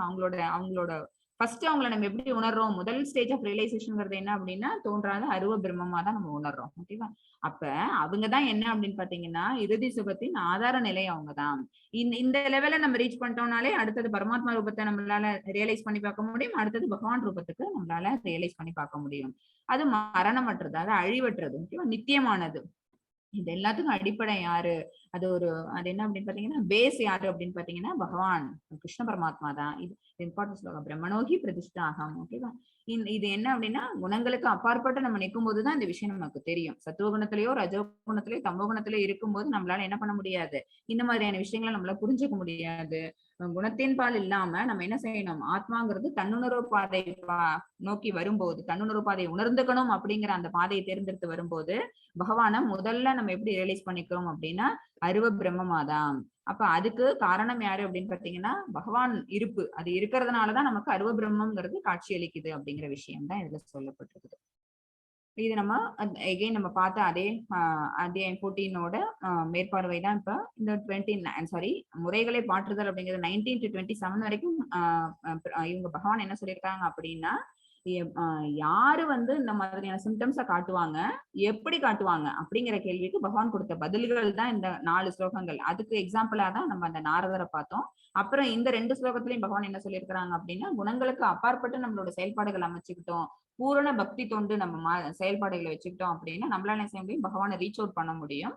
அப்படி பகவானை ரீச் அவுட் பண்ண முடியல அப்படின்னாலும் தோன்றாத அருவ பிரம்மனை நம்ம எடுத்துக்கிட்டோம் அப்படின்னா, அதான் நியோஃபைட்ஸ். நம்ம எல்லாம் அதாவது ஃபர்ஸ்ட் பேசிக் லெவல் பக்தர்களா இருக்கும்போது நமக்கு முதல்ல என்ன தெரியும் அப்படின்னு பாத்தீங்கன்னா அந்த தோன்றாத இதுதான் அருவ பிரம்மம் தான். அது ஒரு பிரகாசமான ஒளி வடிவம். அந்த ஒளி வடிவம் யாரோட பேஸ் அப்படின்னு பாத்தீங்கன்னா பகவானோட பேஸ் அப்படிங்கிற அந்த உண்மையான விஷயம் நமக்கு புரிஞ்சுதுன்னு வச்சுக்கோங்களேன். நம்மளும் என்ன செய்ய முடியும், இந்த ஒரு குணங்களா மாத்திக்கிட்டு சுத்த நிலையில நிலை பெற்று பகவானை அடைய முடியும். இதுதான் இந்த சாப்டர்ல பகவான் நமக்கு சொல்ல வந்த தெய்வீக ஞானம்ங்கிறது. அர்ஜுனன் மூலமா நம்மளும் இதை கத்துக்கிட்டோம். ஹரே கிருஷ்ணா. வாஞ்சாகல்ப தருபஷ்ய கிருப சிந்துபியை வச்ச பதிதான பாவனிப்பியோ விஷ்ணுவிப்பியோ நமோ நமக. ஜெய் ஸ்ரீ கிருஷ்ண சைத்தன்ய பிரபு நித்யானந்த ஸ்ரீ அத்வைத கதாதர ஸ்ரீவாசதி கௌர பக்த விருந்தம். ஹரே கிருஷ்ண கிருஷ்ண கிருஷ்ண ஹரே ஹரே ஹரே ராம ராம ராம ஹரே ஹரே. இல்ல பிரபுபாதா கி Finish பண்ணட்டுமா மாதாஜி? ஜெய். எஸ் மாதாஜி, ஃபினிஷிங் ஸ்லோகம் சொல்லிடுங்க.